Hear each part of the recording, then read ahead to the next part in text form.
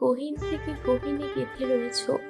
যুগ যুগ ধরে সেখানে একমাত্র তোমারই রাজত্ব চলছে, স্বয়ং সম্পূর্ণভাবে। তোমাকে ভোলা আমার পক্ষে অসম্ভব। এই অনুভূতির নাম কি আগে বুঝতাম না, কিন্তু সাবালিকা হওয়ার পর থেকে বুঝতে পেরেছি। আমি তোমাকে ভালোবাসি, প্রচন্ড রকমের ভালোবাসি। তুমি আমাকে ভালোবাসো কিনা আমি জানি না, আমার কথা তোমার আদৌ মনে আছে কিনা সেটাও জানি না, কিন্তু আমার স্বপ্নে জাগরণে তুমি সারাক্ষণ বিরাজ করো। আমি শুধু চেয়েছি তোমায়, কিন্তু মনে প্রাণে চেয়েও তোমার হতে পারবো কিনা জানি না।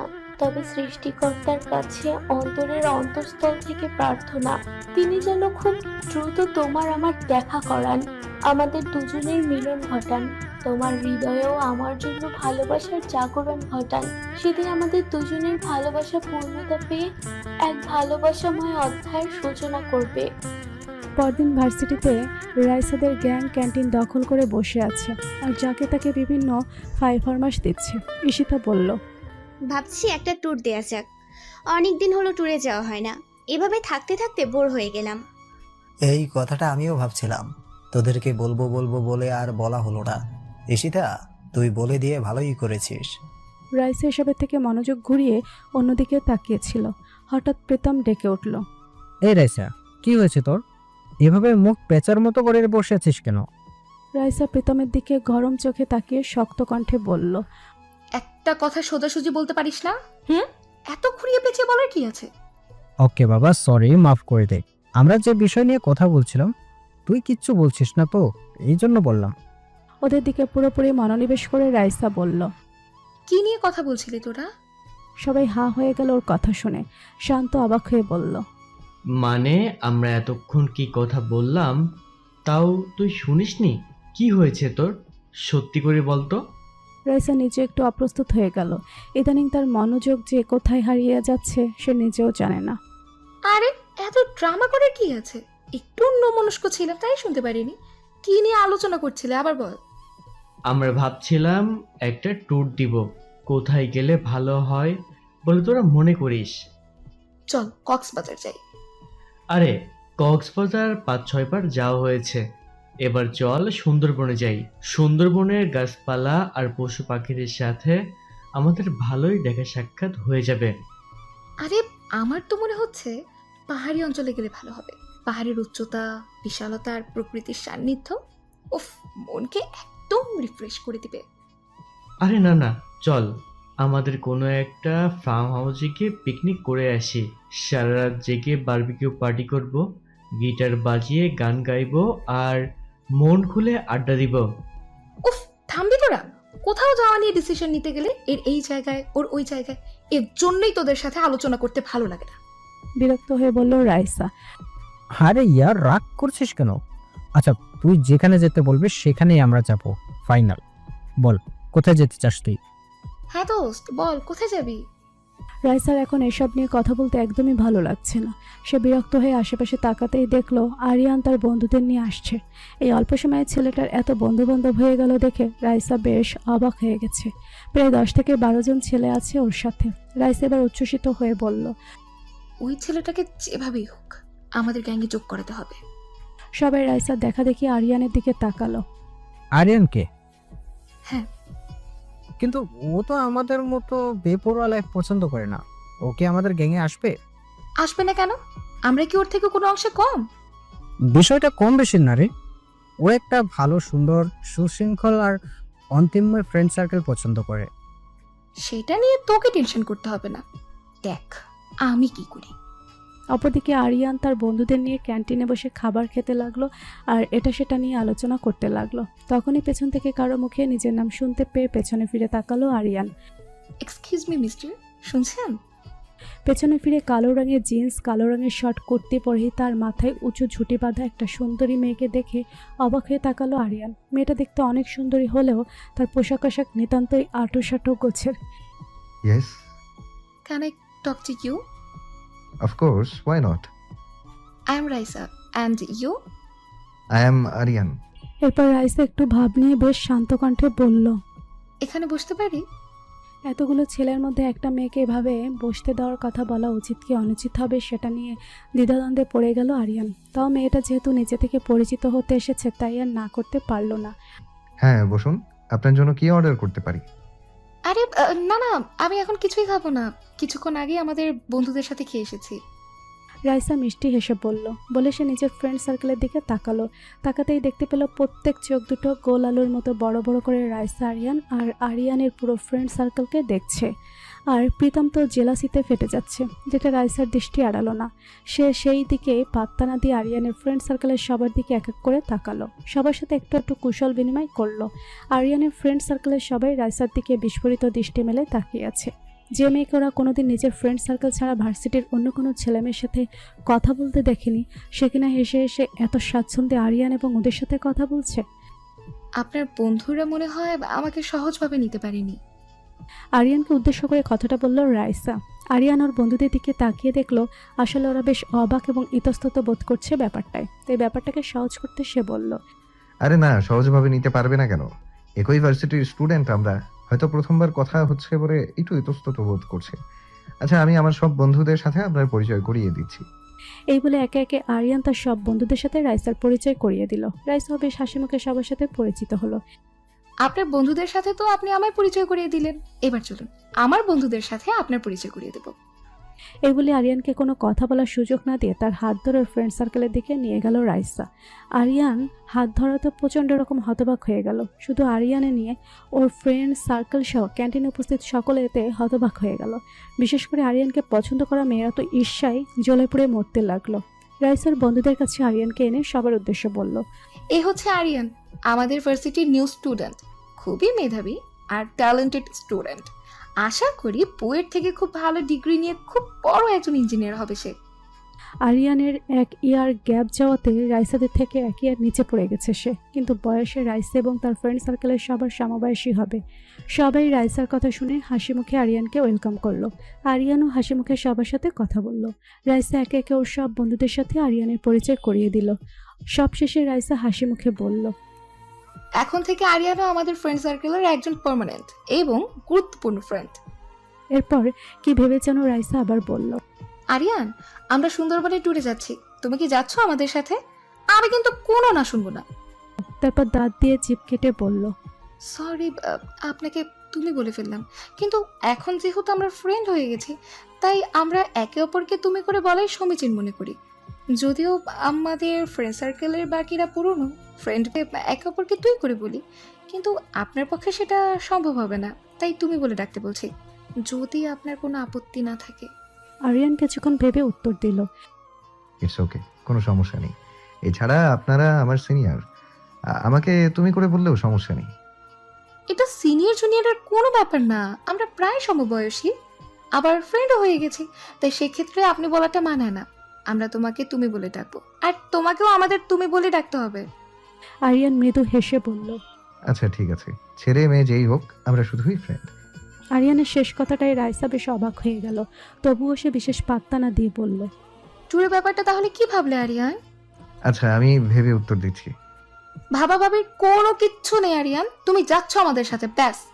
রাইসার এমন স্ট্রেট ফরওয়ার্ড কথাবার্তায় আরিয়ান বেশ অবাক হলো।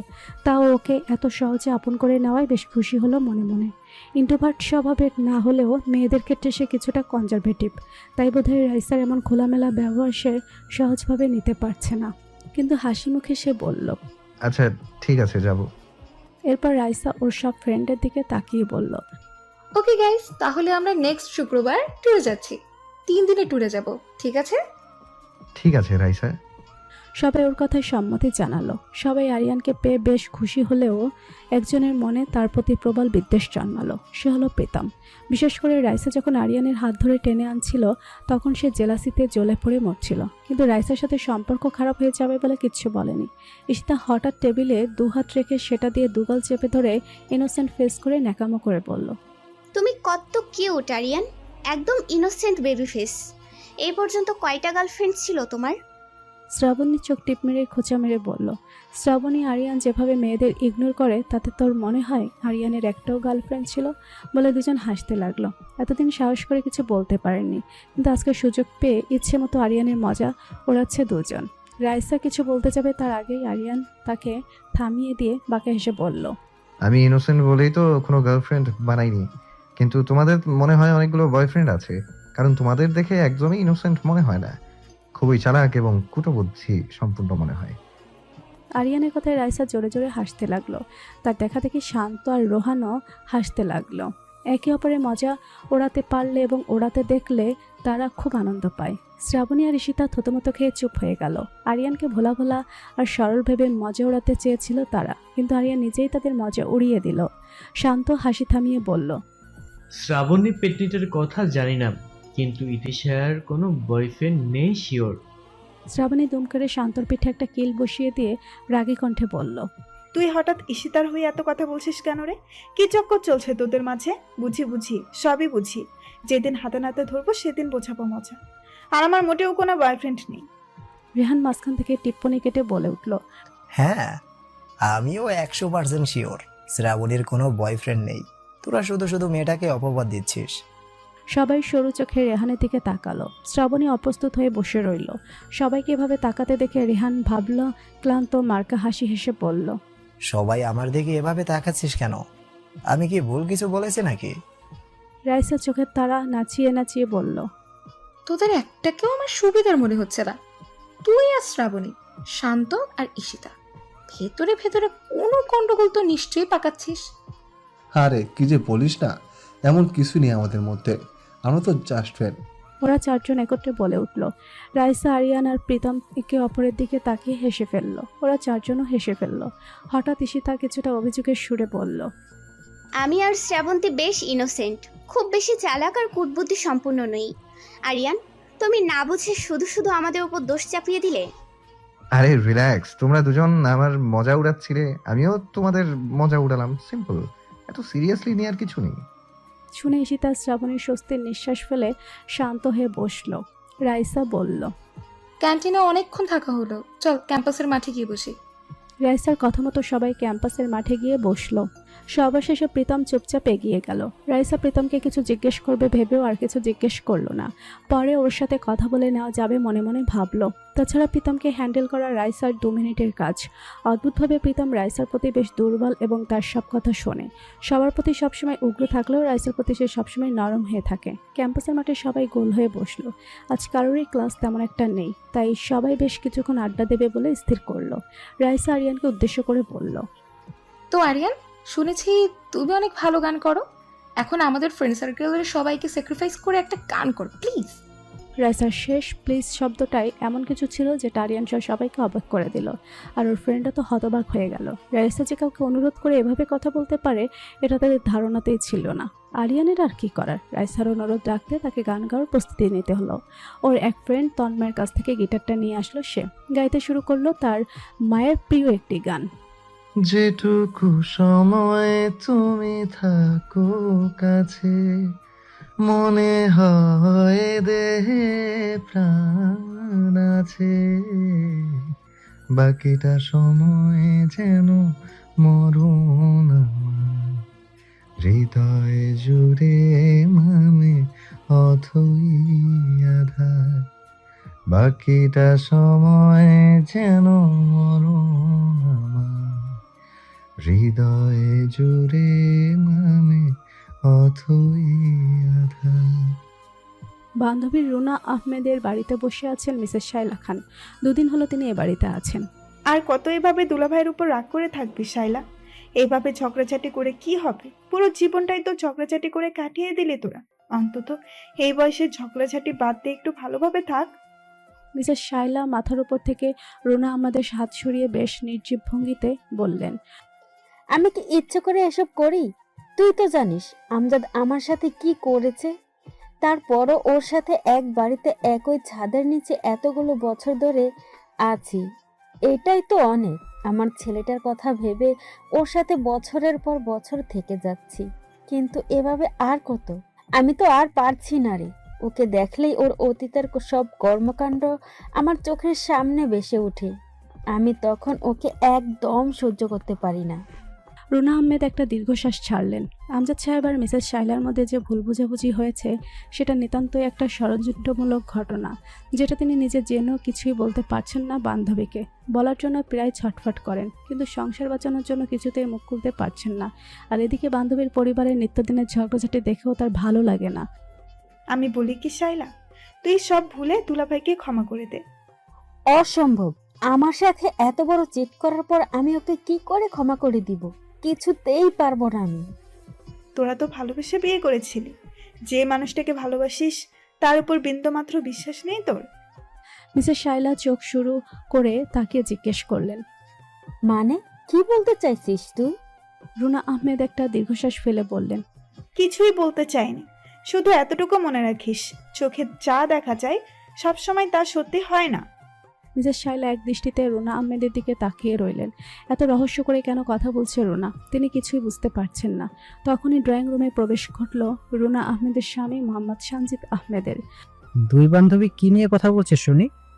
রুনা আহমেদ সঞ্জিত আহমেদের কথার কোনো উত্তর না দিয়ে সোফা থেকে উঠে রান্নাঘরে চলে গেলেন। সঞ্জিত আহমেদ সেদিকে কিছুক্ষণ তাকিয়ে থেকে মিসেস শাইলার দিকে তাকিয়ে বললেন, তো শাইলা, কি খবর তোমার? মিসেস শাইলা দীর্ঘশ্বাস ছেড়ে বললেন, কি আর খবর, সবই তো তুমি জানো।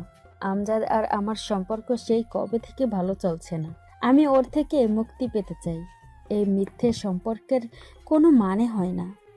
সঞ্জিত আহমেদ মনে মনে কুটিল হাসলেন। এত বছর ধরে তিনি তো এটাই চেয়ে আসছিলেন। দেরিতে হলেও তার সেই ইচ্ছা পূর্ণতা পেতে যাচ্ছে জেনে মনে মনে তিনি খুবই খুশি হলেন। সেটা তো আমি তোমাকে কবে থেকেই বলে আসছি শাইলা, কিন্তু তুমি তো বুঝতে অনেক দেরি করে ফেললে। এসব মিথ্যে মায়াজালা সম্পর্কের কোনো মানে হয় না। আরো আগে আমজাদকে ছেড়ে দিলে তুমি তোমার জীবনটা আরো সুন্দরভাবে সাজাতে পারতে। আমার ছেলে আরিয়ানের জন্য আমি কিছুই করতে পারিনি, আর এখনো মনে হয় না আমি আমজাদকে ডিভোর্স দিতে পারবো। এতে আরিয়ান আমাদের দুজনের থেকেই অনেক দূরে চলে যাবে, যেটা আমি কিছুতেই হতে দিতে পারি না। সঞ্জিত আহমেদ মনে মনে বেশ বিরক্ত হলেন। আরিয়ানকে তার পথের কাঠা মনে হয়। আরিয়ানের জন্ম না হলে তিনি আমজাদ কবির সাথে মিসেস শাইলার ডিভোর্স করিয়ে তাকে বিয়ে করে তার বাবার সমস্ত সম্পত্তি হাসিল করতে পারতেন, কিন্তু তার সেই সমস্ত পরিকল্পনায় পানি ঢেলে দিয়ে আরিয়ান তার বাবা মাকে এখনো এক করে রেখেছে। বেশ, তোমার যা ইচ্ছে। তোমার এই দাম্পত্য জীবনের আমি তো আর কথা বলতে পারি না, কিন্তু একটা কথা কি জানো শাইলা, আমি তোমাকে এখনো সেই আগের মতোই ভালোবাসি। এই কথা শুনে মিসেস শাইলা বেশ রেগে গেলেন। তোমাকে না আমি কতবার বলেছি কখনো এসব বিষয় নিয়ে কথা বলবে না। তোমার বিয়ে হয়ে গেছে আর আমারও বিয়ে হয়ে গেছে, অনেক বছর হয়ে গেল। এখন তোমার স্ত্রীর সন্তান আছে আর আমারও স্বামী সন্তান আছে। এখন এসব কথা বলা মানেই অন্যায়। সঞ্জিত আহমেদ ছোট একটা শ্বাস নিয়ে বললেন, বেশ, আর বলবো না। তুমি সুখে থাকো, এটাই আমার প্রত্যাশা। মিসেস শাইলা সোফা থেকে উঠে দাঁড়ালেন। রুমে গিয়ে কিছুক্ষণ পর একটা লাগেজ নিয়ে ফিরে এলেন। এই কি শাইলা, তুমি কি চলে যাচ্ছ? হ্যাঁ, নিজের বাড়িতে তো ফিরতেই হবে। আরো কিছুদিন থেকে যাও। না, অলরেডি 2 দিন তো হয়ে গেল। আবার ওইদিকে আবার অফিসের কাজও সামলাতে হবে। ওদিকে রুনা আহমেদের রান্নাঘর থেকে বেরিয়ে এসে দেখলেন মিসেস শাইলা চলে যাচ্ছে। আরে শাইলা, ব্রেকফাস্ট তো করে যা, নাস্তা প্রায় রেডি হয়ে গেছে। না রে রুনা, অন্য কোনো একদিন আসবো। তুই রামিসা আর সঞ্জিতকে নিয়ে আমাদের বাড়িতে আসিস।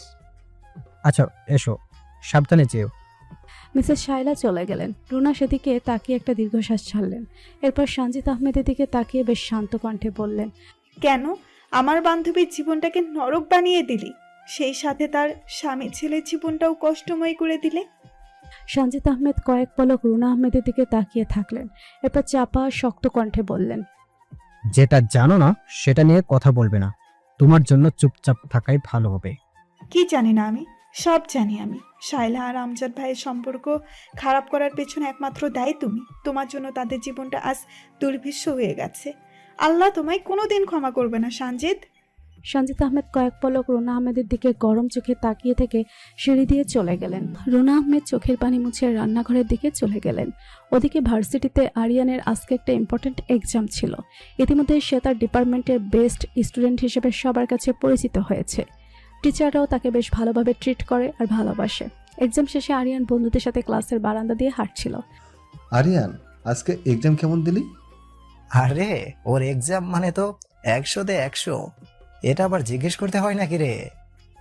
আরিয়ানের এক বন্ধু নাহিদ বলল। আরিয়ান ঠোঁট উল্টে মেকি ভাব নিয়ে বলল, তা অবশ্য ঠিক। তা তোদের এক্সাম কেমন হলো? ভালোই হয়েছে। মোটামুটি।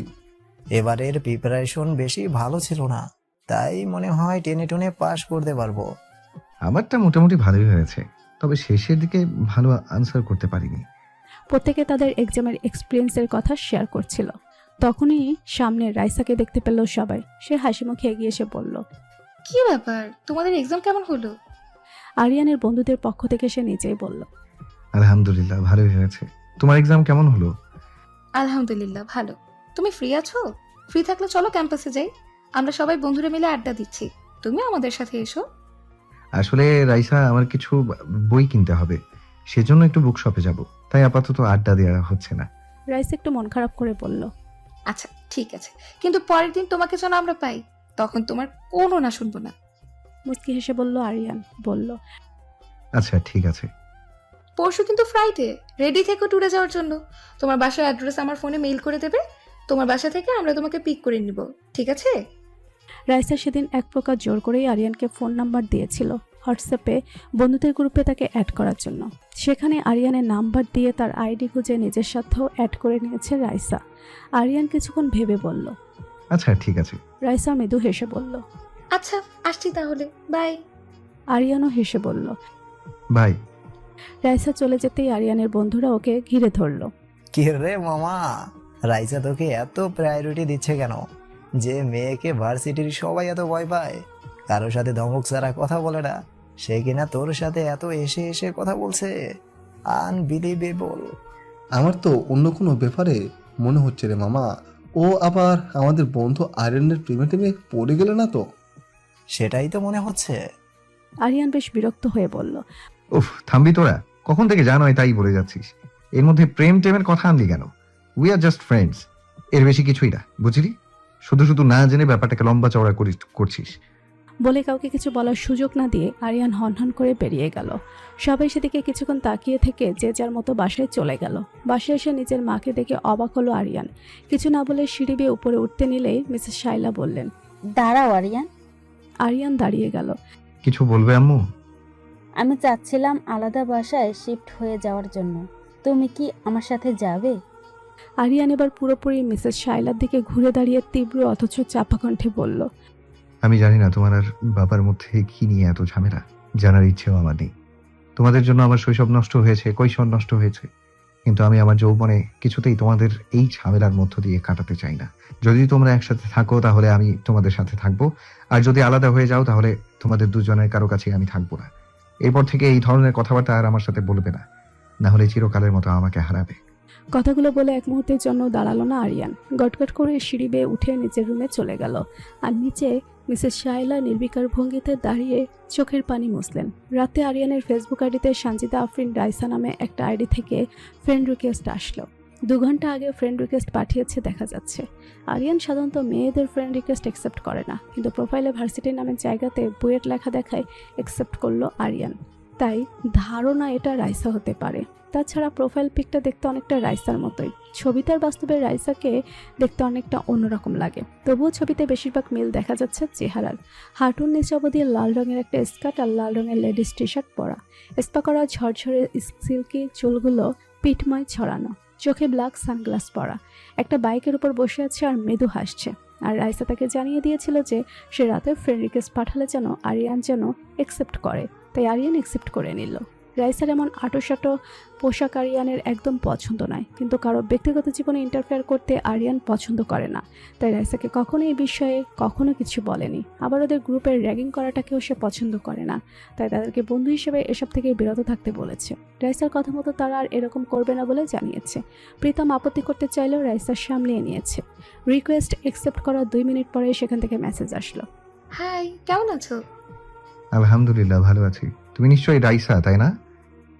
জি, একদম ঠিক ধরেছেন। কেন, আমার ছবি দেখে চিনতে পারোনি? চিনতে পেরেছি, কিন্তু বাস্তবের ছবি আর ফেসবুকের প্রোফাইলের ছবির মধ্যে অনেকটা পার্থক্য। ঠিক ধরেছ। আসলে আমাদের ফ্রেন্ডদের মধ্যে শান্ত খুব ভালো এডিটিং করতে পারে, ওই এডিট করে আমার ছবিটা এমন করে দিয়েছে। কিন্তু তোমাকে সরাসরি দেখতেই বেশি সুন্দর লাগে। রাইসা এই মেসেজটা দেখে খুব খুশি হলো। সবাই তার রূপের অনেক প্রশংসা করে। ছেলেরা ওকে পটানোর জন্য কত রকমের ফ্লার্ট যে করে তার হিসেব নেই। কত শত প্রপোজাল যে সে রিজেক্ট করেছে তারও হিসেব নেই। তার উগ্র মেজাজের জন্য তার আশেপাশে থাকা ছেলেরা তাকে প্রপোজ করা তো দূর, কথা বলতেই ভয় পায়। কখনো কারো কাছ থেকে নিজের প্রশংসা শুনে তার এত ভালো লাগেনি। Thanks, very very thanks. Aryan রাইসার উচ্ছ্বসিত হওয়া এবং সেই সাথে মেসেজের পাশে এতগুলো খুশির ইমোজি দেখে বেশ অবাক হলো। আসলে রাইসা তাকে এত প্রায়োরিটি দিচ্ছে, একটা নতুন ফ্রেন্ড সার্কেল দিয়েছে, মেয়ে হয়ে ওর সাথে দূরে দূরে থেকে ম্যাচিওর বিহেভিয়ার করে যাচ্ছে, সেজন্য ওর প্রতি বেশ ইমপ্রেসড সে। এজন্য তাকে খুশি করতে এই কথা বলে, কিন্তু মনে মনে সে রাইসাকে ফ্রেন্ড ছাড়া আর অন্য কিছুই ভাবে না। আচ্ছা, আমরা ফ্রেন্ড যেহেতু তাই ফ্রিলি কথা তো বলতেই পারি, তাই না? হ্যাঁ অবশ্যই, কেন নয়। তোমার কি কোনো গার্লফ্রেন্ড আছে? আরিয়ান সেদিন তাদেরকে বলেছিল যে তার কোনো গার্লফ্রেন্ড নেই। তবুও মনকে শান্ত করতে সে আবারও একই প্রশ্ন করলো। এই মেসেজটা দেখার পর আরিয়ান কিছুটা থমকে গেল। মনে পড়ে গেল কিছু অতীত স্মৃতি। তার কোনো গার্লফ্রেন্ড নেই, না কখনো ছিল, কিন্তু ছোটবেলায় একজন সর্বক্ষণের খেলার সাথে ছিল, যার সাথে 5টা বছর তার কেটেছিল। তার নামটাও সে ভুলে গেছে, কিন্তু একটা নিক নেম দিয়েছিল আদুরে আর শান্তশিষ্ট লক্ষ্মী স্বভাবের মেয়েটাকে রিদি। 12 বছর হয়ে গেছে তার সাথে কোনো দেখা হয় না, কথাও হয় না, কিন্তু তার সেই মিষ্টি চেহারা, আধো আধো বলি, মিষ্টি মিহি হাসি, দৌড়ঝাঁপ করে আরিয়ানের সাথে খেলা করা, লম্বা কোকড়ানো সিল্কি চুলগুলো আরিয়ানের এখনও খুব করে মনে আছে। ছোটবেলায় মা বাবার ঝগড়া দেখে দেখে সে যখন ডিপ্রেশনে চলে যেত, তখন সেই মেয়েটাই তাকে এসে সঙ্গ দিত, তার সাথে খেলা করত, সময় কাটাতো। নিজের বাড়ি ছেড়ে এসে সবসময় আরিয়ানদের বাড়িতে আরিয়ানের সাথে পড়ে থাকতো। আরিয়ানের মা বাবা যতই ঝগড়াঝাটি করুক না কেন, আরিয়ানকে আর সেই ছোট্ট মেয়েটাকে খুবই আদর করত। সেই ছোট্ট মেয়েটার সাথে অনেক টুকরো টুকরো স্মৃতি এখনও মনে আছে আরিয়ানের। সবগুলো স্মৃতি হাসি খুশি এবং আনন্দে মাখা। পেন্টিং করা, বাগানে লুকোচুরি খেলা, বাড়িমায় ঝোড়ঝাপ করা, ফুল দিয়ে মালা গেঁথে একে অপরকে উপহার দেওয়া, একসাথে খাওয়া দাওয়া, পড়াশোনা করা, টিভি দেখা, গেম খেলা, একসাথে স্কুলে যাওয়া, বাবা মায়ের সাথে বেড়াতে যাওয়া, সব সুকুমার স্মৃতিগুলো মনে আছে আরিয়ানের। সেই ছোট্ট মেয়েটা আর কেউ নয়, তাদের পারিবারিক ডাক্তার রেজা আঙ্কেলের মেয়ে। আরিয়ানের যখন 10 বছর বয়স, তার মেয়েটার 7 বছর বয়স। তখন ছোট মেয়েটাকে নিয়ে তার খালামণির স্বামী সন্তানের সাথে কানাডায় চলে যায়। কারণ ছিল মেয়েটির মা মারা যাওয়ায় তার মামাদের ফ্যামিলি থেকে রেজা আঙ্কেলকে দোষারোপ করা হচ্ছিল।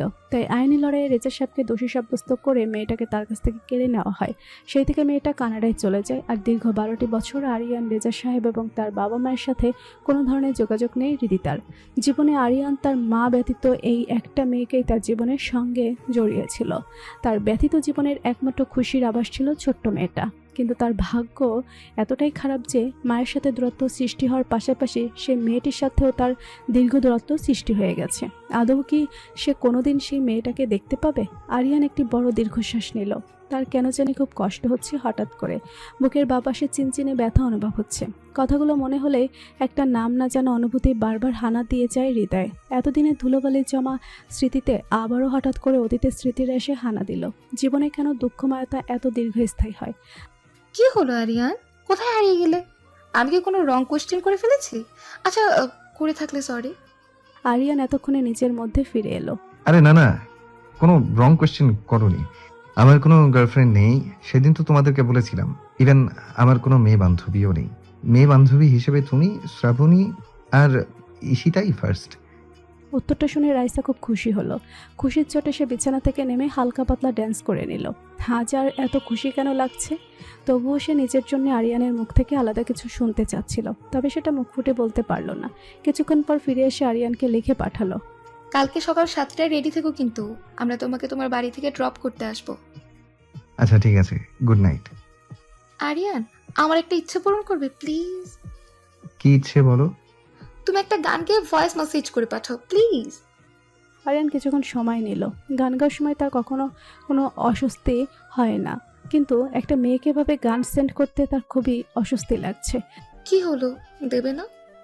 আরিয়ান কিছুক্ষণ সময় নিয়ে নিজেকে প্রস্তুত করলো। আচ্ছা ওয়েট, দিচ্ছি। আর সেটা অবশ্যই কিন্তু রোমান্টিক সং হতে হবে। আমার আবার রোমান্টিক সং না শুনলে রাতে ঘুম হয় না। আরিয়ানের চক্ষু তো চড়ক গাছ। এই মেয়ে কি বলছে সব? কপাল চাপড়ে ভাবলো, কি দিন এলো তোর আরিয়ান, প্রেম না করেও একটা মেয়েকে রোমান্টিক সং সেন্ড করতে হচ্ছে। তাও মেয়েটা যেহেতু এত করে বলছে, না দিয়ে উপায় নেই। আচ্ছা বাবা, দিচ্ছি। आप जो इस तरह से तर पाएंगे ऐसे आलम में पागल हो जाएंगे वो मिल गया जिसकी हमें कब से तलाश थी बेचैन सी इन सांसों में जन्मों की प्यास थी जिस्म से रूह में हम उतरने लगे। এত সুন্দর ভয়েস কোনো পুরুষের ভয়েস হতে পারে সেটা রাইসা আজকে আরিয়ানের গান না শুনলে বুঝতেই পারতো না। আচ্ছা, এত সুরেলা গায়কদের গানকেও আজ আরিয়ানের কণ্ঠের কাছে এত তুচ্ছ মনে হচ্ছে কেন? আরিয়ানকে তার এত ভালো লাগে বলে তাই? হয়তোবা প্রিয় মানুষটির সব কিছুই সুন্দর লাগে, সবার থেকে সবচেয়ে অনন্য লাগে প্রিয় মানুষের সব কিছু। কিন্তু আরিয়ানের কণ্ঠ আসলেই অসাধারণ। ছোটবেলা থেকেই গানে এত ভালো করার জন্য স্কুল, কলেজ এবং বিভিন্ন গানের প্রতিযোগিতায় গান গেয়ে ভালো রেকর্ড করে অসংখ্য অ্যাওয়ার্ডস পেয়েছে সে। তার প্রত্যেকটি গানের অ্যালবামও বেরিয়েছে। তার ইচ্ছা আছে ইঞ্জিনিয়ারিং পড়া শেষ করে একজন প্রফেশনাল সিঙ্গার হয়ে গান করবে। কিন্তু তার বাবা যেহেতু এত ইচ্ছা আরিয়ানের ইঞ্জিনিয়ারিং ক্যারিয়ার দিয়ে, তাই তাকে এটাকেও প্রফেশন হিসেবে নিতে হবে। গানটাকে না হয় পার্ট টাইম প্রফেশন হিসেবে নিল। অনেক সময় প্রিয়জনদের অনেক ইচ্ছা পূরণের জন্য নিজের ইচ্ছাটাকে ত্যাগ করতে হয়, কিন্তু আরিয়ান তার এই গান গাওয়ার ইচ্ছাটাকে একেবারে ত্যাগ করছে না। সে গান করবে, অবশ্যই করবে। তার মাও একজন খ্যাতনামা সঙ্গীত শিল্পী ছিলেন। তিনি তার বাবার সাথে পারিবারিক কলহের পর থেকে সেই গান গাওয়ায় অনেকটা ভাটা পড়েছে। এখন আর তার মন তার নাম ডাক নেই। অসাধারণ কণ্ঠ তোমার, তোমার এত সুন্দর ভয়েস, তো তুমি সিঙ্গার না হয়ে ইঞ্জিনিয়ারিং কেন পড়ছো? আসলে এটা বাবার ইচ্ছে। বাবারও ইঞ্জিনিয়ার হওয়ার খুব ইচ্ছে ছিল, কিন্তু পারিবারিক বিজনেস সামলানোর জন্য সেটাতে আর মনোযোগ দিতে পারেননি। তাই তার ইচ্ছা, তার অপূর্ণ ইচ্ছাটাকে আমি পূর্ণ করব। কিন্তু তাই বলে তুমি তোমার গান গাওয়ার শখটাকে এভাবে বাদ দিয়ে দেবে? আরে একেবারে বাদ দিব না তো। তুমি হয়তো জানো না, আমার ইতোমধ্যে কয়েকটি গানের অ্যালবাম বেরিয়েছে, আর ভবিষ্যতেও একজন প্রফেশনাল সিঙ্গার হওয়ার ইচ্ছা আমার আছে, তবে সেটা পার্ট টাইম প্রফেশন হিসেবে। ওয়াও, গ্রেট আরিয়ান, তুমি এত জিনিস আমার জানাই ছিল না। ভার্সিটিতেও কত মেধাবী স্টুডেন্ট, আবার একজন ভালো গায়কও। I am really your big fan. Thank you. আচ্ছা, অনেক রাত হয়েছে, আমারও কিছু স্টাডি কমপ্লিট করে লাগেজ গুছাতে হবে। কালকে তো আবার সকাল সকাল উঠতে হবে। তুমি এখন ঘুমিয়ে পড়ো। Good night. Good night sweet boy, have a sweet dream. Also for you sweet girl. Raisa phone রেখে অনেকক্ষণ খুশিতে এদিক ওদিক নাচানাচি করলো। তার জীবনে এত খুশি কখনো আসেনি। আরিয়ানের রেকর্ড করা ভয়েসটা বারে বারে সে প্লে করে শুনতে লাগলো। শুনতে শুনতে একসময় কখন সে ঘুমিয়ে পড়লো তার পাত্তাই পেল না। সকালে উঠে ফজরের নামাজ পড়ে 1 ঘন্টা ধরে জগিং করছে আরিয়ান। এরপর টেবিলে এসে ডায়েট অনুযায়ী খাবার খেলো। স্বাস্থ্য সম্পর্কে সে খুবই সচেতন। অবশ্য ছোটবেলা থেকেই সে দেখতে খুবই সুন্দর আর কিউট। তবুও বেশ অনেক বছর আগে থেকে সে ডায়েটে মেনটেন করে আসছে। 10 মিনিটের মধ্যে খাওয়া শেষ করে সে রুমে গিয়ে সব কিছু ঠিক করে আছে কিনা একবার দেখে নিল। রাতে অনেক কাজ ছিল, সব পড়া কমপ্লিট করে আবার অ্যাসাইনমেন্ট লিখতে হয়েছে রাত জেগে। রাত 3টায় শুয়ে ভোর 5টার মধ্যে উঠে যাওয়া। খুবই হার্ডওয়ার্ক করে সে। 7টা বাজতে এখনও আধা ঘন্টা বাকি আছে। তাই সে তার নিজের তৈরি করা বাগানের দিকে এগিয়ে গেল পরিচর্যা করার জন্য। যদিও এসব কাজ করার জন্য মালি আছে, তবুও সে নিজের কাজ নিজে করতে পছন্দ করে। ওদের বাড়িটা অনেকটা প্রাকৃতিক পরিবেশের মধ্যে, লোকালয় থেকে অনেক দূরে। চারিদিকে সুন্দর সুন্দর গাছপালার খোলামেলা হাওয়া। যে এই বাড়িটাতে আসবে সে মুগ্ধ না হয়ে পারবে না। বাড়িটা দেখতে যেমন সুন্দর, তার সামনের বিশাল বাগানটা আরও সুন্দর। বাগানের মাঝখানে একটা ঝর্ণা, চারিদিকে সাদা প্রাচীর ঘেরা, আর মাঝখানে একটা জলপরীর ভাস্কর্য। সাদা প্রাচীর ঘেরা জায়গাটা একটা সরোবরের মতো, আর সেখানে জলপরী বসে রয়েছে। তার উপর থেকে আবার ঝর্ণার পানি ঝরছে। এই স্থাপনাটি আরিয়ানের বাবা নিজের হাতে বানিয়েছেন। আরিয়ানের ওটা ভীষণ পছন্দের। আরিয়ানদের বাড়ির সামনে 2 পাশে অনেক বড় ফুলের বাগান, তার মাঝখানে খুব সুন্দর পিচ ঢালা আসা যাওয়ার রাস্তা। এই পুরো বাড়িটা সহ এখানকার বাগান, ঝর্ণা সবকিছু আরিয়ানের বাবার নিজের হাতে নকশা করা। অতীতে তিনি একজন ইঞ্জিনিয়ার ছিলেন, তাই এসব স্থাপনা খুব সহজেই নকশা করতে পেরেছেন। আরিয়ান তার বাবার এই স্থাপনাগুলো খুব ভালো লাগে, কিন্তু সামনে 2 পাশের বাগানগুলো আরিয়ানের নিজের করা। অসংখ্য ফুলের গাছে ফুলগুলো ফুটে আছে, তার সাথে শীতের কুয়াশা ভেজা পরিবেশ, হালকা মৃদুমন্দ বাতাস। এই পরিবেশটা আরিয়ানের খুব পছন্দের। হাঁটতে হাঁটতে আরিয়ান বাগানের কাছে চলে এলো। দেখলো 3-4 জন মালি আগে থেকেই সেখানে ফুলের বাগানে পরিচর্যা করছে। আরিয়ান ওদের বারণ করেছে কাজ করতে, তবু ওরা কথা শুনে না। আরিয়ানকে ছোটবেলা থেকেই ভীষণ ভালোবাসে। এই বাড়ির প্রত্যেকটি কাজের লোক আর মালি অনেক পুরনো। প্রত্যেকে এই বাড়ির মানুষদের নিঃস্বার্থভাবে ভালোবাসে।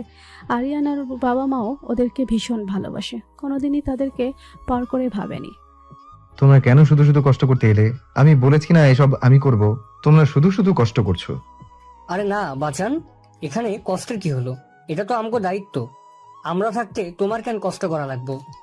আরিয়ান একটা স্বস্তির নিঃশ্বাস ফেললো। ওদেরকে বলেও কোনো লাভ হবে না, আরিয়ানকে কোনো কষ্ট করতে দেয় না ওরা। ওরা আছে বলেই এই বাড়িটা এখনো প্রাণচাঞ্চল্য রয়েছে, না হলে কবে এই বাড়িটা পরিত্যক্ত বাড়ির মতো নিস্তব্ধ হয়ে যেত। আরিয়ান এভাবে দাঁড়িয়ে থাকলো না, সে নিজেও মহিলাদের বিভিন্ন কাজে সাহায্য করতে লাগলো। পানির পাইপটা একজনের কাছ থেকে নিয়ে সে নিজে যত্ন করে পানি দিতে লাগলো। ফুলের চারাগুলোতে সাদা রঙের ফুল আরিয়ানের ভীষণ পছন্দের, তাই এই বাগানের অধিকাংশ ফুলই সাদা রঙের। একসময় গেটের বাইরে গাড়ির হর্নের আওয়াজ পাওয়া গেল। আরিয়ান বুঝতে পারল রাইসারা চলে এসেছে। দারোয়ান গেট খুলে দিতেই তারা গাড়ি নিয়ে ভেতরে ঢুকলো। কিছু দূর এগিয়ে এসে গাড়ি থেকে একে একে নামলো সবাই। অনেক বড় একটা প্রাইভেট কার, ড্রাইভার সহ মোট 16 জন আছে, তার মানে বিশাল ব্যাপার স্যাপার। রাইসারা নেমেই তো অবাক হয়ে গেল। চারপাশ থেকে এত সুন্দর পরিবেশ আর এত সুন্দর বাড়ি, সত্যি মনোমুগ্ধকর। তাদেরও বাড়ি এরকম বড় বড়ই, কিন্তু আরিয়ানদের বাড়ির ডিজাইনটা একটু ইউনিক ধরনের। দূর থেকে দেখতেই কত সুন্দর লাগছে, ভিতরে গেলে না জানি কত সুন্দর লাগবে। ওয়াও আরিয়ান, তোমাদের বাড়ি আর বাড়ির পরিবেশটা তো খুব সুন্দর। হ্যাঁ আসলেই, আর সব থেকে যেটা ভালো লেগেছে সেটা হলো শহর থেকে দূরে এমন নির্জন জায়গায় যে কেউ এসে শান্তি পাবে। আমার তো ইচ্ছে করছে সুন্দরবন না গিয়ে আরিয়ানদের বাসায় কয়েকদিন থেকে যাই। আরিয়ান মৃদু হাসলো। অবশ্যই একদিন সময় করে এসো, সারাদিন আমাদের বাড়িতে থেকে সবাই একসাথে পিকনিক করব। শুধু দিনই হলে হবে, আমরা কিন্তু কয়েকদিন থাকবো। সে তো অবশ্যই থাকবে, কিন্তু চলো আজকে ট্যুরটা দিয়ে আসি, তারপরে তোমরা আমার বাড়িতে থেকো। এখন চলো বাড়ির ভেতরে গিয়ে একটু রেস্ট করে নেবে। আরে না না আরিয়ান, এমনিতে অনেক দেরি হয়ে গেছে, তুমি তো এখনো রেডি হওনি। এই জন্যই তো বললাম 5টা মিনিট আমাদের বাড়িতে বসো, আমি রেডি হয়ে আসছি। Just give me only 5 minutes. তুমি দেখছি সব কাজেই ফার্স্ট। রাইসার কথাতে মৃদু হাসলো আরিয়ান, তারপর সবাইকে নিয়ে ভেতরে চলে গেল। বাড়ির ভেতরটা আরও অনেক সুন্দর, সাজানো গোছানো ড্রয়িং রুম আর দামি আসবাবপত্র দিয়ে ভরা। বোঝাই যাচ্ছে এই বাড়ির মানুষগুলো কতটা শৌখিন আর আভিজাত্যপূর্ণ। আরিয়ান সবাইকে ড্রয়িং রুমে বসিয়ে গেল, তারপর কয়েকজন কাজের মহিলাকে বলল তাদের জন্য কফির ব্যবস্থা করতে। নিজের রুমে চলে গেল আর কয়েকজন কাজের মহিলা ট্রেতে করে সবাইকে কফি দিল। তখন আরিয়ানের বাবা অফিসে যাওয়ার জন্য সিঁড়ি দিয়ে নামছিলেন। এতগুলো ছেলেমেয়েকে দেখে তিনি অবাক হয়ে গেলেন। রাইসা আরিয়ানের বাবাকে দেখেই চিনে ফেলল, পুরো যেন আরিয়ানের কার্বন কপি। বাপ ছেলে দেখতে অনেকটা একই রকম। আসসালামু আলাইকুম আঙ্কেল। হাঁটুর একটু নিচ পর্যন্ত আঁটুসাঁটু শর্ট ড্রেস পরা একটা মেয়েকে সালাম দিতে দেখে আমজাদ কবির সাহেব বেশ অবাক হলেন। বাকিদের পোশাক আশাকও অনেক আধুনিক ধরনের, বোঝাই যাচ্ছে বড়লোক বাপেদের আদরের দুলাল দুলালি। তাও তিনি হাসি মুখে সালামের জবাব দিলেন। ওয়ালাইকুম আসসালাম, তোমাদের তো ঠিক চিনতে পারলাম না। আমরা আরিয়ানের ফ্রেন্ডস, আজকে আমরা 3 দিনের জন্য সুন্দরবন ট্যুরে যাচ্ছি। আরিয়ান কিছু বলেনি আপনাকে? আমজাদ কবির সাহেব মনে করেন চেষ্টা করলেন। ও হ্যাঁ, কদিন আগে আরিয়ান আমাকে বলেছিল, কিন্তু কি বলো তো, কাজের এত চাপ থাকে যেসব কথা ভুলেই যায়। সরি, তোমরা কিছু মনে করো না।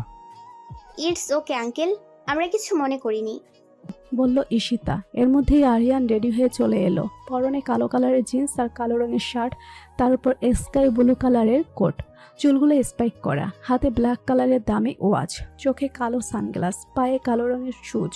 অসম্ভব সুন্দর লাগছে আরিয়ানকে। রাইসা সহ সবগুলো মেয়ে আরিয়ানের দিকে হাঁ করে তাকিয়ে রইল। ছেলেগুলো কিছুক্ষণ তাকিয়ে থেকে মেয়েদের এই অবস্থা দেখে ভরকে গেল। আরিয়ান সিঁড়ি বেয়ে নামতে নামতে সানগ্লাস খুলে হাতে নিয়ে বলল, আই এম রেডি।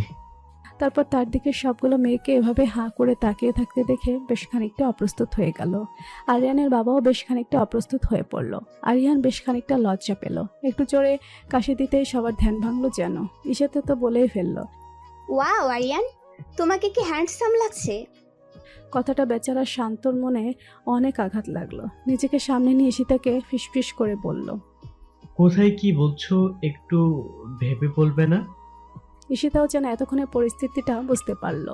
একটু থতমতো খেয়ে বলল, আরে সুন্দর লাগছে এটাই তো বললাম, ভুল কি বলেছি?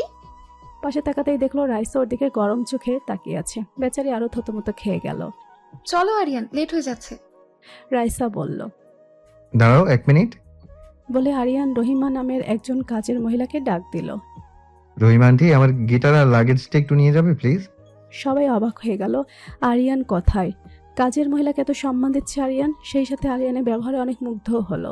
রহিমা নামের মহিলাটির লাগেজ আর গিটার নিয়ে আসার পর সবাই একসাথে রওনা দিল।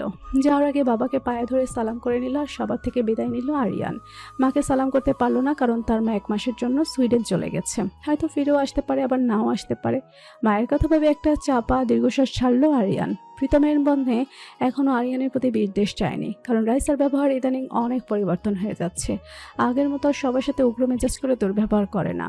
ওর চোখে মুখে আরিয়ানের জন্য সে ভালো লাগা দেখতে পায়, যেটা সে কিছুতেই সহ্য করতে পারে না। রাইসাকে সে ছোটবেলা থেকে চেনে, ছোট থেকেই তার রাইসার জন্য ফিলিংস আছে। সেই মানুষটাকে কি করে অন্যের হতে দেখতে পারে সে? মনে মনে আরিয়ানের প্রতি ক্ষোভের জন্ম নিল প্রীতমের মনে। আর এদিকে সবাই প্রাইভেট কারে উঠে ছুটে পড়ল সুন্দরবনের উদ্দেশ্যে। সবাই অনেক মজা করতে লাগলো। দুষ্টমি, মজা, ফাজলামির মধ্য দিয়ে কেটে গেল অনেকটা সময়। এরপর সবাই আরিয়ানের কাছে বায়না ধরলো গান গাওয়ার জন্য। আরিয়ানও গাইতে শুরু করলো। ও গো তোমার আকাশ দুটি চোখে আমি হয়ে গেছি তারা, এ জীবন ছিল নদীর মতো গতিহারা, এই জীবন ছিল নদীর মতো গতিহারা দিশাহারা, ও গো তোমার আকাশ দুটি চোখে আমি হয়ে গেছি তারা। মুগ্ধতায় ছেয়ে গেল চারপাশ, সকলে বিমোহিত হয়ে গেল এই সুরে। আরিয়ান তার ছোট্ট হৃদিকে মনে করে গানটা উৎসর্গ করলো। গানের প্রতিটা লাইন যেন তাকে উদ্দেশ্য করে গাওয়া। বুকের বাঁ পাশে কষ্টের পাশাপাশি এক সূক্ষ্ম ভালোবাসার অনুভূতি নাড়া দিয়ে উঠল। সেদিনের পর থেকে ছোট্ট হৃদিকে সারাক্ষণ কারণে অকারণে মনে পড়ছে তার। আচ্ছা, মেয়েটা কি এতদিনে অনেক বড় হয়ে গেছে? তাকে দেখলে কি সে চিনতে পারবে? মেয়েটা কি তাকে দেখলে চিনতে পারবে? সে কি আর কখনো আসবে তার শহরে? আবারও কি দেখা হবে দুজনের? দেখা হলে আরিয়ান কি করবে? ছোটবেলার মতো খেলার সঙ্গী তো আর করতে পারবে না। তাহলে তাদের পরিচয় কি হবে? মন তখন উত্তর দেয়, ভালোবাসা হলে ক্ষতি কি? নিজের ভাবনায় নিজেই ভড়কে গেল আরিয়ান। কি সব অদ্ভুত চিন্তাভাবনা করছে সে। কিন্তু গাড়ির জানালার বাইরে মুখ বের করার পরে মুখে প্রশস্ত অন্যান্য সুখের হাসির রেখা ফুটে উঠল তার। অন্যদিকে রাইসা হারিয়ে গেল ভালোবাসার এক অন্য জগতে। বিশাল বড় বিরাটাকা ছাদে সাদা টাইমসের ফ্লোরে অসংখ্য কাগজ আর রং তুলির ছড়াছড়ি। চারপাশে অসংখ্য বিদেশি ফুলের গাছ এবং ঝুলন্ত টব দিয়ে ঘেরা। নীলাভ আকাশ জুড়ে সকালের মিষ্টি রোদ্দুর ছড়িয়ে পড়েছে পুরো জমিন জুড়ে। শীতল মৃদু বাতাস বারংবার এলো। তার উপর প্রচণ্ড রাগ হচ্ছে। মনে হচ্ছে ব্যাটাকে এখনই চিবিয়ে খেয়ে ফেলি। আর ওদিকে শান্ত মুখ চেপে হাসছে। কি হলো বল? এত সময় নিলে বাকিরা খেলবে কখন? রাইসা বলল। রেহান একটা ভ্যাবলাকান্ত মার্কা হাসি দিয়ে বলল, শ্রাবণী। বলেই এক দৌড়ে একেবারে নিজের রুমে গিয়ে দরজা লাগিয়ে দিও। আর এদিকে তো সবাই হাসতে হাসতে ফেটে পড়েছে। রেহান শ্রাবণীকে পছন্দ করে এটা তাদের ধারণাতেও আসেনি, কিন্তু শ্রাবণী রেহানের আচরণের সবই বুঝত। সেও মনে মনে রেহানকে পছন্দ করত, তবে কখনো মুখ ফুটে বলেনি। শ্রাবণী চাইছিল রেহান নিজের মুখ থেকে পছন্দ করার কথা বলুক। অপ্রস্তুত পরিস্থিতির মধ্যে রেহান কথাটা বলে দিলেও লজ্জার পাশাপাশি সে মনে মনে খুশিও হয়েছে। সবাই রেহানকে নিয়ে ইচ্ছামতো মজা দিচ্ছে, আর বেচারি শ্রাবণী তো লজ্জায় নুয়ে পড়ছে। সেও মাথা নিচু করে নিজের রুমে চলে গেল। দুইটা দেখ কিভাবে পালালো। শান্তর হাসি যেন আর থামছেই না। আচ্ছা, ওদেরকে ওদের মতো থাকতে দে। চল আমরা আবার খেলা শুরু করি। এবার বোতল ঘোরাতে শান্তর দিকে বোতল ঘুরল। শান্ত পড়ল মহা ফেসাদে। ও সবাইকে ফাঁদে ফেলে মজা নেয়। আজকে ওর সাথে না জানি কি হতে যাচ্ছে। বেচারা তো ভয়ে অস্থির। আর একদিন ঈশিতা ভিলেনি মার্কা হাসি হাসছে। ইদানিং শান্ত তাকে বেশি সময় দেয় না। আজ তার যোগ্য প্রতিশোধ হাসিল করবে। কি রে শান্ত, ট্রুথ নিবি নাকি ডেয়ার? বলল ঈশিতা। শান্ত জানে এই মেয়ের সামনে ট্রুথ নিলে তাকে এমন সব প্রশ্ন করবে যাতে তার ইজ্জত মাটির সাথে ধুলোয় মিশে যাবে। তাই যত কষ্টই হোক তাকে ডেয়ার নিতে হবে। ডেয়ার?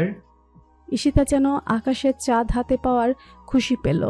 বেশ ভাব নিয়ে আয়েশি ভঙ্গিতে বসলো। এক্ষুনি আমার জন্য আইসক্রিম নিয়ে আয় যা।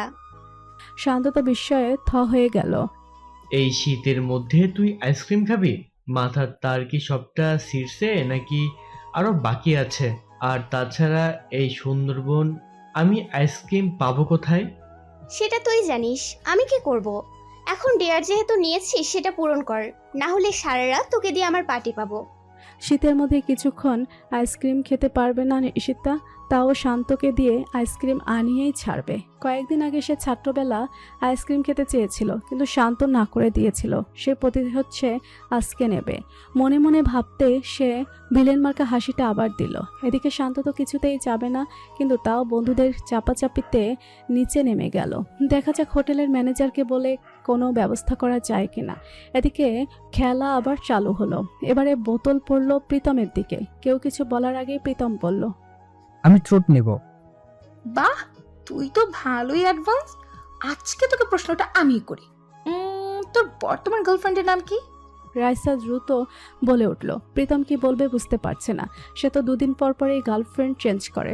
যদিও সে রাইসাকেই মন থেকে ভালোবাসে, কিন্তু সে গার্লফ্রেন্ড রাখে অনেকগুলো, আর রাইসা তা ভালো করে জানে। প্রীতমদের এদিকের রুক্ষ আচরণে কড়া জবাব দেওয়ার জন্যই রাইসা সবার সামনে এমন প্রশ্ন ইচ্ছে করে করেছে। প্রীতম মাথা নিচু করে বলল, নিধি। বাহ, সেই। আবার বোতল ঘোরানোর পর বোতল গিয়ে পড়ল রাইসার দিকে। আমিও ট্রুথ নিব। ঝটপট বলে ফেলল রাইসা। রাইসাকে কষ্ট পেতে দেখলো রিয়ান। তুই কি কাউকে ভালোবাসিস? এই প্রশ্নের রাইসা যেন কিছুটা থমকে গেল। কিছুক্ষণ পর নিজেকে সামলে দিয়ে সলজ্জ মুখে বলল, হ্যাঁ। কে সে? এই কয়টা প্রশ্নের উত্তর দিব আমি? প্রশ্ন একবারই করা যায়, আর আমি সেটার উত্তর দিয়ে দিয়েছি যে পছন্দ করি, কিন্তু কাকে করি সেটা এখন আর বলবো না। কিন্তু রাইসা। রিয়ান আর কিছু বলতে যাবে, রাইসা তার সেই চিল্লাচিল্লিতে চোখের দৃষ্টি নিক্ষেপ করলো। আর সেই চোখের দৃষ্টিতে যেন ভস্ম হয়ে গেল রিয়ান। আর কিছু বলার সাহস পেল না। আবার বোতল ঘোরাতে ঘোরাতে দিয়ে পড়ল আরিয়ানের দিকে। ফারজাদ ডেয়ার নিল, আর ডেয়ার হিসেবে তাকে ভালোবাসার সংজ্ঞা জিজ্ঞেস করা হয়েছে। আরিয়ান চেয়ারে গা এলিয়ে দিয়ে আকাশের পানে স্বচ্ছ দৃষ্টি নিবদ্ধ করে ঘোরলাগা আবেশী কণ্ঠে বলতে লাগলো, আমার কাছে ভালোবাসা মানে বিশ্বাস, ভরসা, মায়া, অনুভূতির মায়াজাল। প্রিয় মানুষটির আঙ্গুলের ভাঁজে আঙ্গুল রেখে নির্বিঘ্নে আনন্দ চিত্তে বিশ্বাসের পথ চলা। আমার কাছে ভালোবাসা মানে প্রিয় মানুষটির জন্য বুকের বাঁ পাশটাতে তার জন্য সূক্ষ্ম অথচ তীব্র আবেগ, মায়া আর একরাশ পরিমাণ ভালোবাসা জমিয়ে রাখা। সুখে দুঃখে সর্বদা তাকে বুকে জড়িয়ে রেখে তাকে ভরসার আশ্বাস দেয়া। শত বিপদ আর বাধা বিপত্তিতে একে অপরের হাত শক্ত করে ধরে রেখে এক হয়ে মোকাবেলা করা। আমার কাছে ভালোবাসা মানে শত দুঃখ, যন্ত্রণা আর কষ্টের মাঝেও প্রিয় মানুষটির মুখের একটুখানি হাসি দেখে হৃদু মাঝারে গভীর শান্তি আর সুখের আভাস খুঁজে পাওয়া। তার একটুখানি ভালোবাসা, কেয়ার আর ভরসার হাতছানি পেলে নিজেকে পৃথিবীর সর্বশ্রেষ্ঠ সুখী ব্যক্তি মনে করা। আমার কাছে ভালোবাসা মানে জীবনের অন্তিম মুহূর্ত, অন্তিম নিঃশ্বাস পর্যন্ত তার হাতটা শক্ত করে ধরে রাখা। যৌবন থেকে বৃদ্ধ পর্যন্ত শুধু তাকেই নিঃস্বার্থ আর সীমাহীনভাবে ভালোবেসে যাওয়া। আরিয়ান আকাশে পূর্ণিমার চাঁদে যেন ছোট্ট হৃদির খিলখিল করে হাসতে থাকা মুখটা দেখতে পেল। এক অজানা গভীর আবেগ তার হৃৎপিণ্ডটাকে মুষড়ে ফেলতে লাগলো। কয়েক গুণ গতিতে সেটা তীব্রভাবে স্পন্দিত হতে লাগলো। সে গভীর নিষ্পলক দৃষ্টিজোড়া প্রচণ্ড আবেশে নিবদ্ধ করে রাখলো সে পূর্ণিমার চাঁদরূপী তার চাঁদের মতো মায়াময় ছোট্ট হৃদির নিষ্পাপ মুখের পানে। পরক্ষণেই সকলের হাততালি আর প্রশংসার আওয়াজে ধ্যান ভাঙল তার। পরদিন সারা সকাল ওরা সুন্দরবন ঘুরল। প্রাকৃতিক মনোমুগ্ধকর আবহাওয়া আর বৈচিত্র্যময় জীবজন্তু দেখে এতদিনের পড়াশোনার চাপ আর ক্লান্তি যেন উধাও হয়ে গেল। আর রাতে চলল পুরোদমে আড্ডা, গল্প আর বিভিন্ন রকমের খেলা। দুইটা দিন খুব আনন্দ আর মজার সাথে কেটে গেল ওদের। বন্ধুদের সাথে থাকলে প্রতিটা মুহূর্তেই যেন রঙিন হয়ে যায়, স্মরণীয় হয়ে থাকে এক একটা ক্ষণ। জানা অজানা বিভিন্ন অ্যাডভেঞ্চার করলো সবাই মিলে। তৃতীয় দিন রাত্রে সবাই মিলে বারবিকিউ পার্টি করলো। হোটেলের সামনে বিশাল এক বাগান, চারপাশে অসংখ্য গাছপালা। তার মাঝে তারা নিজেরা আগুন জ্বালিয়ে গোল হয়ে বসে বারবিকিউ বানালো। গান, আড্ডা, দুষ্টমির মাঝে কেটে গেল আনন্দময় মুহূর্তগুলি। আকাশে সহস্র তারার ঝলকানি। এই মনোমুগ্ধকর পরিবেশে সবাই যেন হারিয়ে গেল। পরদিন ফিরে যেতে হবে ভেবেই সবার মনটা বিষণ্ণ হয়ে গেল। কিন্তু সবাই মিলে ঠিক করলো এভাবে সবাই মিলে ট্যুর দিবে 1 মাস পর পর। ক্যাম্পাসে বসে সকলে আড্ডা দিচ্ছে। সকালের মৃদু মন্দ শীত আর হালকা মিষ্টি রোদ ছুঁয়ে দিচ্ছে সবাইকে। আরিয়ানের বন্ধুরা আর রাইসার বন্ধুরা সবাই মিলেমিশে গেছে। এখন রাইসার আর আগের মতো র্যাগিং করে না। সবাই আড্ডা দিচ্ছে, কিন্তু রাইসা সেখানে অনুপস্থিত। সবাই এটা নিয়ে কথা বলছিল। তার কিছুক্ষণ পর এই রাইসা চলে এলো, ওর হাত ভর্তি গানের অ্যালবাম। কি রে রাইসা, কই ছিলে এতক্ষণ? আর তোর হাতে এগুলো কি? রাইসা মিষ্টি করে হেসে বলল, সারপ্রাইজ! এগুলো আমাদের সবার প্রিয় আরিয়ানের নিজের গাওয়া গানের অ্যালবাম, যেগুলো সম্পর্কে আরিয়ান তোদেরকে কখনো কিছুই বলেনি, শুধু আমাকে একবার বলেছিল। আসলে সে নিজে থেকে কারোর সামনে প্রকাশ করতে চায় না। আজ আমার পক্ষ থেকে তোমরা সবাই একটা একটা করে অ্যালবাম পাবে। শেষ কথাটা ক্যাম্পাসের সবাইকে উদ্দেশ্য করে বলল রাইসা। সত্যি নাকি রে আরিয়ান? আমরা তোর বন্ধু হয়েও তুই একবার আমাদেরকে এই কথাটা বললি না? আসলে আমি এখনই বলতে চাইনি। যখন প্রফেশনাল সিঙ্গার হতাম তখন তোরা এমনিতেই জেনে যেতি। আচ্ছা, এখন এসব কথা রাখো, তোমরা সবাই আরিয়ানের গানের অ্যালবামগুলো নাও। সবাইকে রাইসা একে একে গানের অ্যালবামগুলো দিতে লাগলো। সবাই তো এগুলো পেয়ে মহা খুশি। আরিয়ান খানের গান বলে কথা, একে তো তার হ্যান্ডসামনেস আর ট্যালেন্টের জন্য ভার্সিটির সবাই তাকে অনেক পছন্দ করে। এখন তার নতুন করে তার আরেক প্রতিভার কথা জেনে সবাই তো একেবারে খুশিতে গদগদ হয়ে গেছে। অ্যালবাম তো দিয়ে দিলে আরিয়ান, এবার এক্ষুনি তুমি আমাদেরকে ট্রিট দিবে। আরিয়ানের কাছে টাকা পয়সার কখনো কমতি থাকে না, কমতি শুধু তার ভালোবাসার, যেটা এই বন্ধুগুলো পূরণ করে দিচ্ছে। তাদের জন্য তো নিজের জীবনও দিয়ে দিতে পারে আরিয়ান। আচ্ছা বেশ, তবে এখন না, ক্লাস ছুটির পর আমরা 5 স্টার হোটেলে যাব। যার যা খেতে ইচ্ছে পারো। হুররে! এদিকে বাসায় বসে আগে ফুসছে প্রীতম। ওর সহ্য হচ্ছে না আরিয়ানের প্রতি রাইসার এত প্রায়োরিটি ভালোবাসা। না পারছে কিছু করতে আর না পারছে সহ্য করতে। তখনই তার ফোনটা বেজে উঠল। তার রিসেন্ট গার্লফ্রেন্ড নিধি ফোন করেছে। রাগে ফোনটা ফ্লোরে হাসার মেরে ভেঙে ফেলল প্রীতম। পরদিন ক্লাসে যেতেই আরিয়ানের সাথে রাইসাকে দেখতে পেল প্রীতম। দুজনে হেসে হেসে কথা বলছে, যেটা তার একদমই সহ্য হলো না। এতদিনের সব ধৈর্যের বাঁধ ভেঙে তেড়ে গেল আরিয়ানের দিকে। সোজা আরিয়ানের কলার ধরে ফেলে বলল, তোর সাহস তো কম নয়, তুই রাইসার সাথে এভাবে ঘোরাঘুরি করিস? এত কিসের কথা আর ঢলাঢলি ওর সাথে? আজকে তোর একদিন কি আমার একদিন। বলে যেই আরিয়ানকে থাপ্পড় দিতে নিবে অমনি রাইসা প্রীতমের হাতটা ধরে কষিয়ে সবার সামনে প্রীতমকে চড় মারল। আরিয়ানের কলার ধরে ফেলায় সেও প্রচণ্ড রেগে গিয়েছিল। ওর প্রতি এরকম দুঃসাহসের ব্যবহার করার কেউ সাহস পায়নি। সেও পাল্টা জবাব দিত, কিন্তু তার আগেই রাইসা তার প্রতিবাদ করে ফেলল। রাইসা একবার থাপ্পড় মেরেও ক্ষান্ত হলো না, ক্রমাগত 2 হাতে থাপ্পড় দিতে লাগলো প্রীতমকে। শেষে এতেও না হয়ে পায়ের জুতা খুলে সবার সামনে ওকে জুতাপেটা করতে লাগলো। প্রচণ্ড রাগে ফুঁসছে সে। আরিয়ান সহ ক্যাম্পাসের সবাই বিস্ময়ে হতভম্ব হয়ে গেল। আর প্রীতম সে তো মাথায় বজ্রপাত হয়েছে, এমন মুখভঙ্গি নিয়ে দাঁড়িয়ে রইল। কিছু বলার বা করার ভাষাও যেন সে হারিয়ে ফেলেছে। রাইসা, চুপ, একদম চুপ। একটা কথা বললে এখানেই তোকে জ্যান্ত মাটিতে পুঁতে ফেলবো। তোর সাহস কি করে হয় আরিয়ানের কলার ধরার, ওর সাথে এইভাবে কথা বলার? বল, কি করে সাহস হয় তোর? বলে আরও একটা চড় মারল প্রীতমের গালে। রাইসার হুঙ্কারে পুরো ক্যাম্পাস থমথমে হয়ে গেছে। টিচাররা সবাই এসে জমায়েত হয়েছেন। কি হয়েছে এখানে? এত হট্টগোল কিসের? গন্ডগোল কেন হচ্ছে? একজন প্রফেসর বললেন। রাইসা প্রীতমের দিকে আঙ্গুল ইশারা করে বলল, এই অভদ্র বেয়াদবটা আরিয়ানের সাথে অসভ্যতামি করেছে, একে এক্ষুনি শাস্তি দেওয়ার ব্যবস্থা করুন স্যার। থামো এবার, কি শুরু করছো তুমি? অসভ্যতামি করেছে আর যা করেছে ব্যাপারটা আমরা দেখব। তোমার এত চিৎকার চেঁচামেচি করার কি আছে? রাইসার কিছু না বলে আরিয়ানকে নিয়ে সেখান থেকে চলে গেল। প্রীতম প্রচন্ড পরিমাণ রাগ আর ক্ষোভ নিয়ে ক্যাম্পাস থেকে হনহন করে চলে গেল। এটা তুমি কি করলে রাইসা? এত সিন ক্রিয়েট না করলেও পারতে। প্লিজ আরিয়ান, ওই বেয়াদবটার নাম আমার সামনে আর নিবে না। আজ তোমরা কেউ না থাকলে ওকে আমি বেরিয়ে ফেলতাম। আচ্ছা দোস্ত, যা হয়েছে সব ভুলে যা। বন্ধুদের মধ্যে তো কত কিছুই হয়, বলল রেহান। আজ থেকে ও আমাদের বন্ধু নয়। আমি যদি কখনো শুনেছি ওর সাথে তোরা যোগাযোগ রেখেছিস, তাহলে তোদের সাথে আমার সম্পর্ক শেষ। সবাই অবাক হয়ে গেল রাইসার কথায়, তবে কেউ কিছু বলল না। আর এদিকে প্রীতম যেন পাগল হয়ে গেছে। বাসায় এসে ড্রয়িং রুম থেকে শুরু করে নিজের রুম ভেঙে চুরে একাকার করে দিয়েছে। তার হুঙ্কার আর হম্বিতম্বিতে তার বাবা মিস্টার আরমান শেখ ছুটে এলেন। কি হয়েছে, এমন করছো কেন? প্রতিশোধ নিতে হবে বাবা, ভয়ঙ্কর প্রতিশোধ। আরমান শেখ বুঝলেন তার ছেলে আবার কোনো গন্ডগোল করে এসেছে। এসব তো কদিন পরপরই হয়, কিন্তু আজকের মতো এত রেগে যেতে প্রীতমকে তিনি কখনোই দেখেননি। ছেলের কাঁধে হাত রেখে ভিলেনি হাসি হেসে তার বাবা আরমান শেখ বললেন, তোমার প্রতিশোধের সমস্ত ব্যবস্থায় আমি পাশে আছি। আর প্রীতম তার বাবার দিকে তাকিয়ে একটা পৈশাচিক হাসি দিল। সেই হাসিতে যোগ দিল তার বাবা আরমান শেখ। রাইসার বাসায় ঈশিতা এসেছে। বেডরুমে রাইসা শুয়ে আছে আর তার পাশে বসে আছে ঈশিতা। তুই কি আরিয়ানকে ভালোবাসিস রাইসা? জবাব না দিয়ে রাইসা চুপ করে থাকলো। ঈশিতা আবার বলতে শুরু করলো, তুই চুপ করে থাক আর যাই থাক, আমি জানি তুই আরিয়ানকে ভালোবাসিস, কিন্তু একটা কথা জেনে রাখ, আরিয়ান কোনো মেয়েকেই তার জীবনের সঙ্গে জড়াবে না। তার পেছনে লেগে থেকে নিজেকে কষ্ট দিস না। এই রাইসা পাইনি এমন কিছুই নেই। আমি যা চাই তাই পাই, আর যেটা পাই না সেটা জোর করে আদায় করে নেই। আরিয়ানকেও আমি জোর করে আদায় করে নেব, যদি স্বেচ্ছায় আমার না হতে চায়। ঈশিতা একটা দীর্ঘ নিঃশ্বাস ছেড়ে বলল। সবকিছু জোর করে হয় না রে, ভালোবাসা তো একদমই না। রাইসা রহস্যময় হাসি দিয়ে বলল।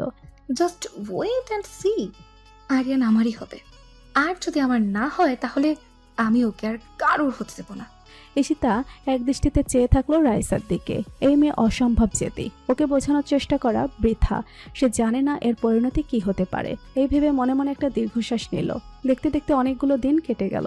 প্রীতমের সাথে ওর বন্ধুদের এখন আর কোনো যোগাযোগ নেই। প্রীতম ওদের থেকে এখন দূরে দূরে থাকে। আর এদিকে আরিয়ান রাইসাদের সাথে আর ওর বন্ধুদের সাথে ভালোই দিন কাটিয়ে যাচ্ছে। সেদিন ছিল রবীন্দ্র জয়ন্তী। ভার্সিটি জুড়ে বড় আয়োজন করা হয়েছে। রবীন্দ্র জয়ন্তী উপলক্ষে অডিটোরিয়ামে রবীন্দ্রসঙ্গীতের আসর বসেছে। দেশের খ্যাতনামা শিল্পীদের আমন্ত্রণ জানানো হয়েছে রবীন্দ্রসঙ্গীত গাওয়ার জন্য। ভার্সিটির অনেক ভালো গান গাওয়া স্টুডেন্টদেরও গান গাইতে বলা হয়েছে। আরিয়ান আর ওর টিম মিলে রবীন্দ্রসঙ্গীত গাওয়ার প্ল্যান করেছে। সবাই অনেক আগ্রহ নিয়ে বসে আছে আরিয়ানের কণ্ঠে রবীন্দ্রসঙ্গীত শোনার জন্য। স্টেজটা অনেক বড়, সুন্দর ফুল দিয়ে সাজানো হয়েছে। সামনে অসংখ্য চেয়ার। সামনের সারিগুলোতে খ্যাতনামা সঙ্গীত শিল্পী আর প্রফেসররা বসেছেন। তার পেছনের সারিতে সব স্টুডেন্টরা বসেছে। এদিকে ঈশিতা আর ওর বান্ধবীরা কতক্ষণ ধরে রাইসার জন্য অপেক্ষা করছে। প্রায় আধা ঘন্টা হয়ে গেল, রাইসা এখনো আসছে না। ফোন করে যাচ্ছে, ফোন বন্ধ পাওয়া যাচ্ছে। ওদের এখন টেনশন হতে শুরু করেছে। কিরে, রাইসার কি হলো আজকে? ও তো সবসময় সবার আগে উপস্থিত থাকে, আজকে ওর কি হলো? সেটা তো আমিও জানি না রে। আঙ্কেলকে ফোন করলাম, আঙ্কেল বলল ও তো বেরিয়ে গেছে, এতক্ষণে তো চলে আসার কথা। এদিকে শ্রাবণীর সামনের দিকে তাকিয়ে না হা হয়ে গেল। সবাই শ্রাবণীর অবস্থা দেখে অবাক হয়ে গেল। ওর চোখ অনুসরণ করে সামনের দিকে তাকাতেই সবাই যেন মূর্তি হয়ে গেল। এটাও কি সম্ভব? রাইসা শাড়ি পরে এসেছে। আকাশি নীল রঙের শাড়িতে রাইসাকে অপরূপা লাগছে। স্ট্রিট করা ঘন লম্বা কালো চুলগুলো পিঠ জুড়ে ছড়ানো, হাতে কানে গলায় আকাশি নীল রঙের জুয়েলারি আর চুড়ি। অপ্সরাদের মতো সুন্দরী লাগছে ওকে। শুধু ওরাই নয়, ভার্সিটির প্রত্যেক রাইসাকে এই রূপে দেখে যেন আকাশ থেকে পড়লো। যে মেয়েকে কোনোদিন জিন্স প্যান্ট আর আঁটুসাঁটা পোশাক ছাড়া কেউ দেখেনি, তাকে এই রূপে দেখে তো অবাক হওয়ারই কথা। রাইসা বান্ধবীদের সাথে এসে মুস্কি হেসে বলল। কি রে, তোরা প্রত্যেকে হা করে আছিস কেন? ভূত দেখেছিস নাকি? শান্ত নিজেকে কিছুটা সামলে নিয়ে বলল। ভূত দেখার থেকে কম কিসে, তুই আর শাড়ি ওই দিনও দেখতে হলো আমাদের। আমি মনে হয় স্বপ্ন দেখছি রে। কেউ আমাকে একটু চিমটি কাট। শ্রাবণী রেহানকে খুব জোরে বাহাতে একটা চিমটি কাটলো। রেহান আউচ করে চেঁচিয়ে উঠল। রাইসা হেসে বলল। আরে নারীতেই শাড়ি, তোরা এমন ভাব করছিস যেন আমি কোনো মেয়েই না। তোকে তো আমরা কখনো মেয়ে মনেই করিনি, পুরো লেডি গুন্ডি লাগতো। তোর যে অ্যাটিটিউড, পুরোই মাফিয়া কুইন। বলেই প্রত্যেকে হাসতে লাগলো। আর এদিকে রাইসা গরম চোখে তাকাতেই সবাই চুপ হয়ে গেল। আরে এদিকে দাঁড়িয়ে আমরা সময় নষ্ট করছি কেন? ওদিকে মনে হয় আরিয়ানদের ফাংশন শুরু হয়ে গেছে। চল চল, জলদি চল সবাই। রাইসা তারা দিতে প্রত্যেকে অডিটোরিয়াম রুমের দিকে চলল। প্রত্যেকে গিয়ে তৃতীয় সারির চেয়ারগুলোতে বসে পড়ল। দেশের বিখ্যাত রবীন্দ্রসঙ্গীত শিল্পীরা রবীন্দ্রসঙ্গীত গাইছেন। এভাবে প্রায় 1 ঘন্টা চলে গেল। রাইসার আর ভালো লাগছে না। রবীন্দ্রসঙ্গীত তার কোনো কালেই ভালো লাগে না। ও এখানে এসেছে শুধুমাত্র আরিয়ানের গান শোনার জন্য। রাইসার অস্থিরতা দেখে ঈশিতা বলল। কিরে, তুই কি বোর ফিল করছিস রাইসা? আরে হ্যাঁ, আমি তো আরিয়ানের গান শোনার জন্য অপেক্ষা করছি। ওর গান কখন শুরু হবে? ঈশিতা মুস্কি হেসে বলল। বান্ধবী দেখে আমার পুরো ফিদা হয়ে আছে আরিয়ানের প্রতি। সবুর কর, সবুরে মেয়া ফলে। রাইসা এবার আর গরম চোখে তাকালো না, বরং লজ্জা পেয়ে মুস্কি হাসলো। কিছুক্ষণ পরেই আরিয়ান আর বন্ধুরা এলো রবীন্দ্রসঙ্গীত গাওয়ার জন্য। আজ ওদের কাছে গিটার নেই, বরং আরিয়ানের হাতে একটা ভায়োলিন। রাইসা সহ প্রত্যেকে খুব আগ্রহ নিয়ে বসলো আরিয়ানের গান শোনার জন্য। আরিয়ান গাইতে শুরু করলো রবীন্দ্রনাথের সেই অমর প্রেমের সঙ্গীত। আমারও পরানো যাহা চায়, তুমি তাই, তুমি তাই গো। আমারও পরানো যাহা চায়, তুমি সুখ যদি নাহি পাও, যাও সুখের সন্ধানে যাও। আমি তোমারে পেয়েছি হৃদয় মাঝে, আরো কিছু নাই চাই গো, আমারও পরানো যাহা চায়। তুমি তাই, তুমি তাই গো, আমারও পরানো যাহা চায়। আমি তোমার বিরহে রহিব বিলীন, তোমাতে করিব বাস। দীর্ঘ দিবস, দীর্ঘ রজনী, দীর্ঘ বরষ মাস, যদি আরো কারে ভালোবাসো, যদি আরো ফিরে নাহি আসো, তবে তুমি যাহা চাও তাই যেন পাও। আমি যত দুঃখ পাই গো, আমারও পরানো যাহা চায়। হাততালিতে মুখরিত হয়ে উঠল পুরো অডিটোরিয়াম ক্যাম্পাস। রবীন্দ্রসঙ্গীতের স্নিগ্ধতায় ছড়িয়ে পড়ল আরিয়ানের কণ্ঠ প্রতিটি মানুষের হৃদয়ে। ফাংশন শেষ করে সবাই উঠে যাচ্ছে, কিন্তু রাইসা তখনও সেই মুগ্ধতায় সেভাবে বসে আছে। তার দৃষ্টি এখনও আরিয়ানের বসে থাকা সেই চেয়ারটির দিকেই নিবদ্ধ হয়ে আছে। রাইসা, এই রাইসা ওঠ, কতক্ষণ ধরে ডাকছি তোকে। ঈশিতার চিৎকার আর ধাক্কাধাক্কিতে রাইসা যেন হুঁশ ফিরে এলো। কি হলো, এইভাবে চেঁচাচ্ছিস কেন? চেঁচাবো না, 10 মিনিট ধরে তোকে ডেকে যাচ্ছি আর তুই একধানেই সামনের দিকে তাকিয়ে আছিস। কি হয়েছে তোর? সত্যি সত্যি ভূত ভর করলো নাকি তোর মাথায়? আরে ধুর, কি সব বলিস এসব? বলে রাইসা চলে এলো অডিটোরিয়াম থেকে। পেছনে পেছনে ঈশিতাও এলো। আরিয়ান কই রে? আমি কি জানি, মনে হয় আর বন্ধুদের সাথে কোথাও বসে আড্ডা দিচ্ছে। রাইসা আরিয়ানকে খুঁজতে লাগলো, সাথে ঈশিতাও আসছে। একসময় দেখলেও আরিয়ান ক্যাম্পাসে বসে বন্ধুদের সাথে কথা বলছে। ও খুশি হয়ে দৌড়ে গেল তার দিকে, শাড়িতে পা পেঁচিয়ে পড়ে যেতে নিল। ঈশিতা ওকে ধরে ফেললো। সাবধানে চলবি তো। রাইসা তার কথায় পাত্তা না দিয়ে সিঁড়ি বেয়ে নিচে চলে গেল এক দৌড়ে। ওর কানের কাছে গুজে রাখা গোলাপ ফুলটা নিয়ে চলে এলো আরিয়ানের কাছে।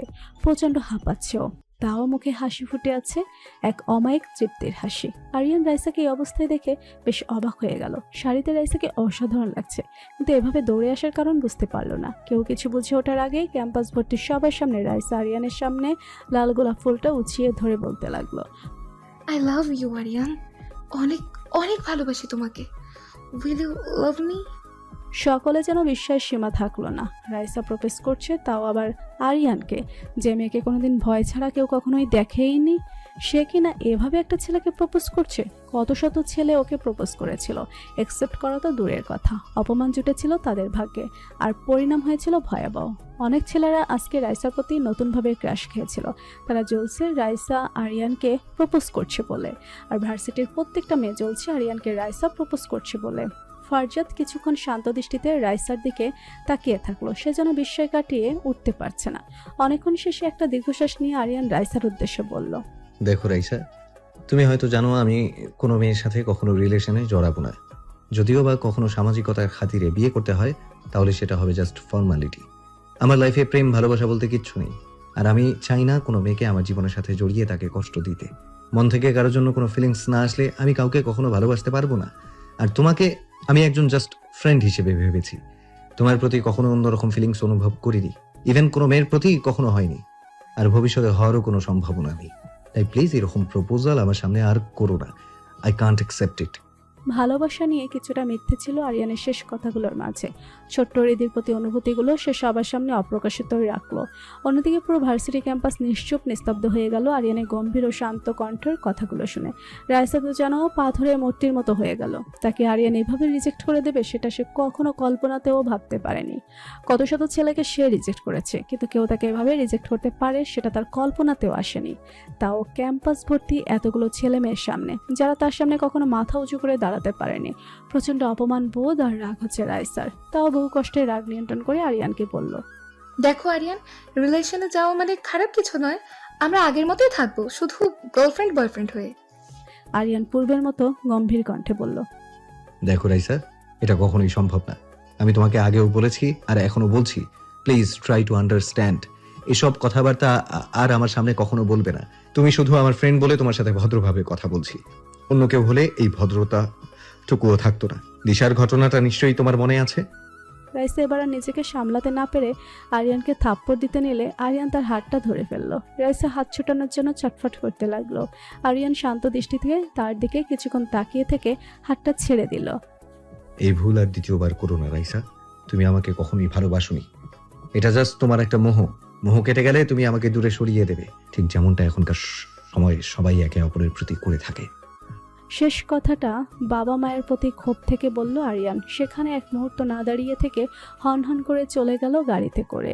আর এদিকে রাইসা রাগে, ক্ষোভে, অপমানে, দুঃখে, কষ্টে নিজেকে সামলে রাখতে না পেরে চিৎকার করে কাঁদতে লাগলো। ওর বন্ধুরা ছুটে এলো ওকে সান্ত্বনা দেওয়ার জন্য, কিন্তু ভার্সিটির বাকি ছেলেমেয়েরা ওর কষ্টে বরং বেশ মজাই নিচ্ছে। কারণ রাইসা উগ্র ব্যবহার আর অহংকারের জন্য সবার সাথে অনেক খারাপ ব্যবহার করত, অনেককে বাজেভাবে অপমান অপদস্থ করেছে। তাই সবাই এখন তার দুর্দিনে গায়ে আগুন লাগানো হাসি হাসছে।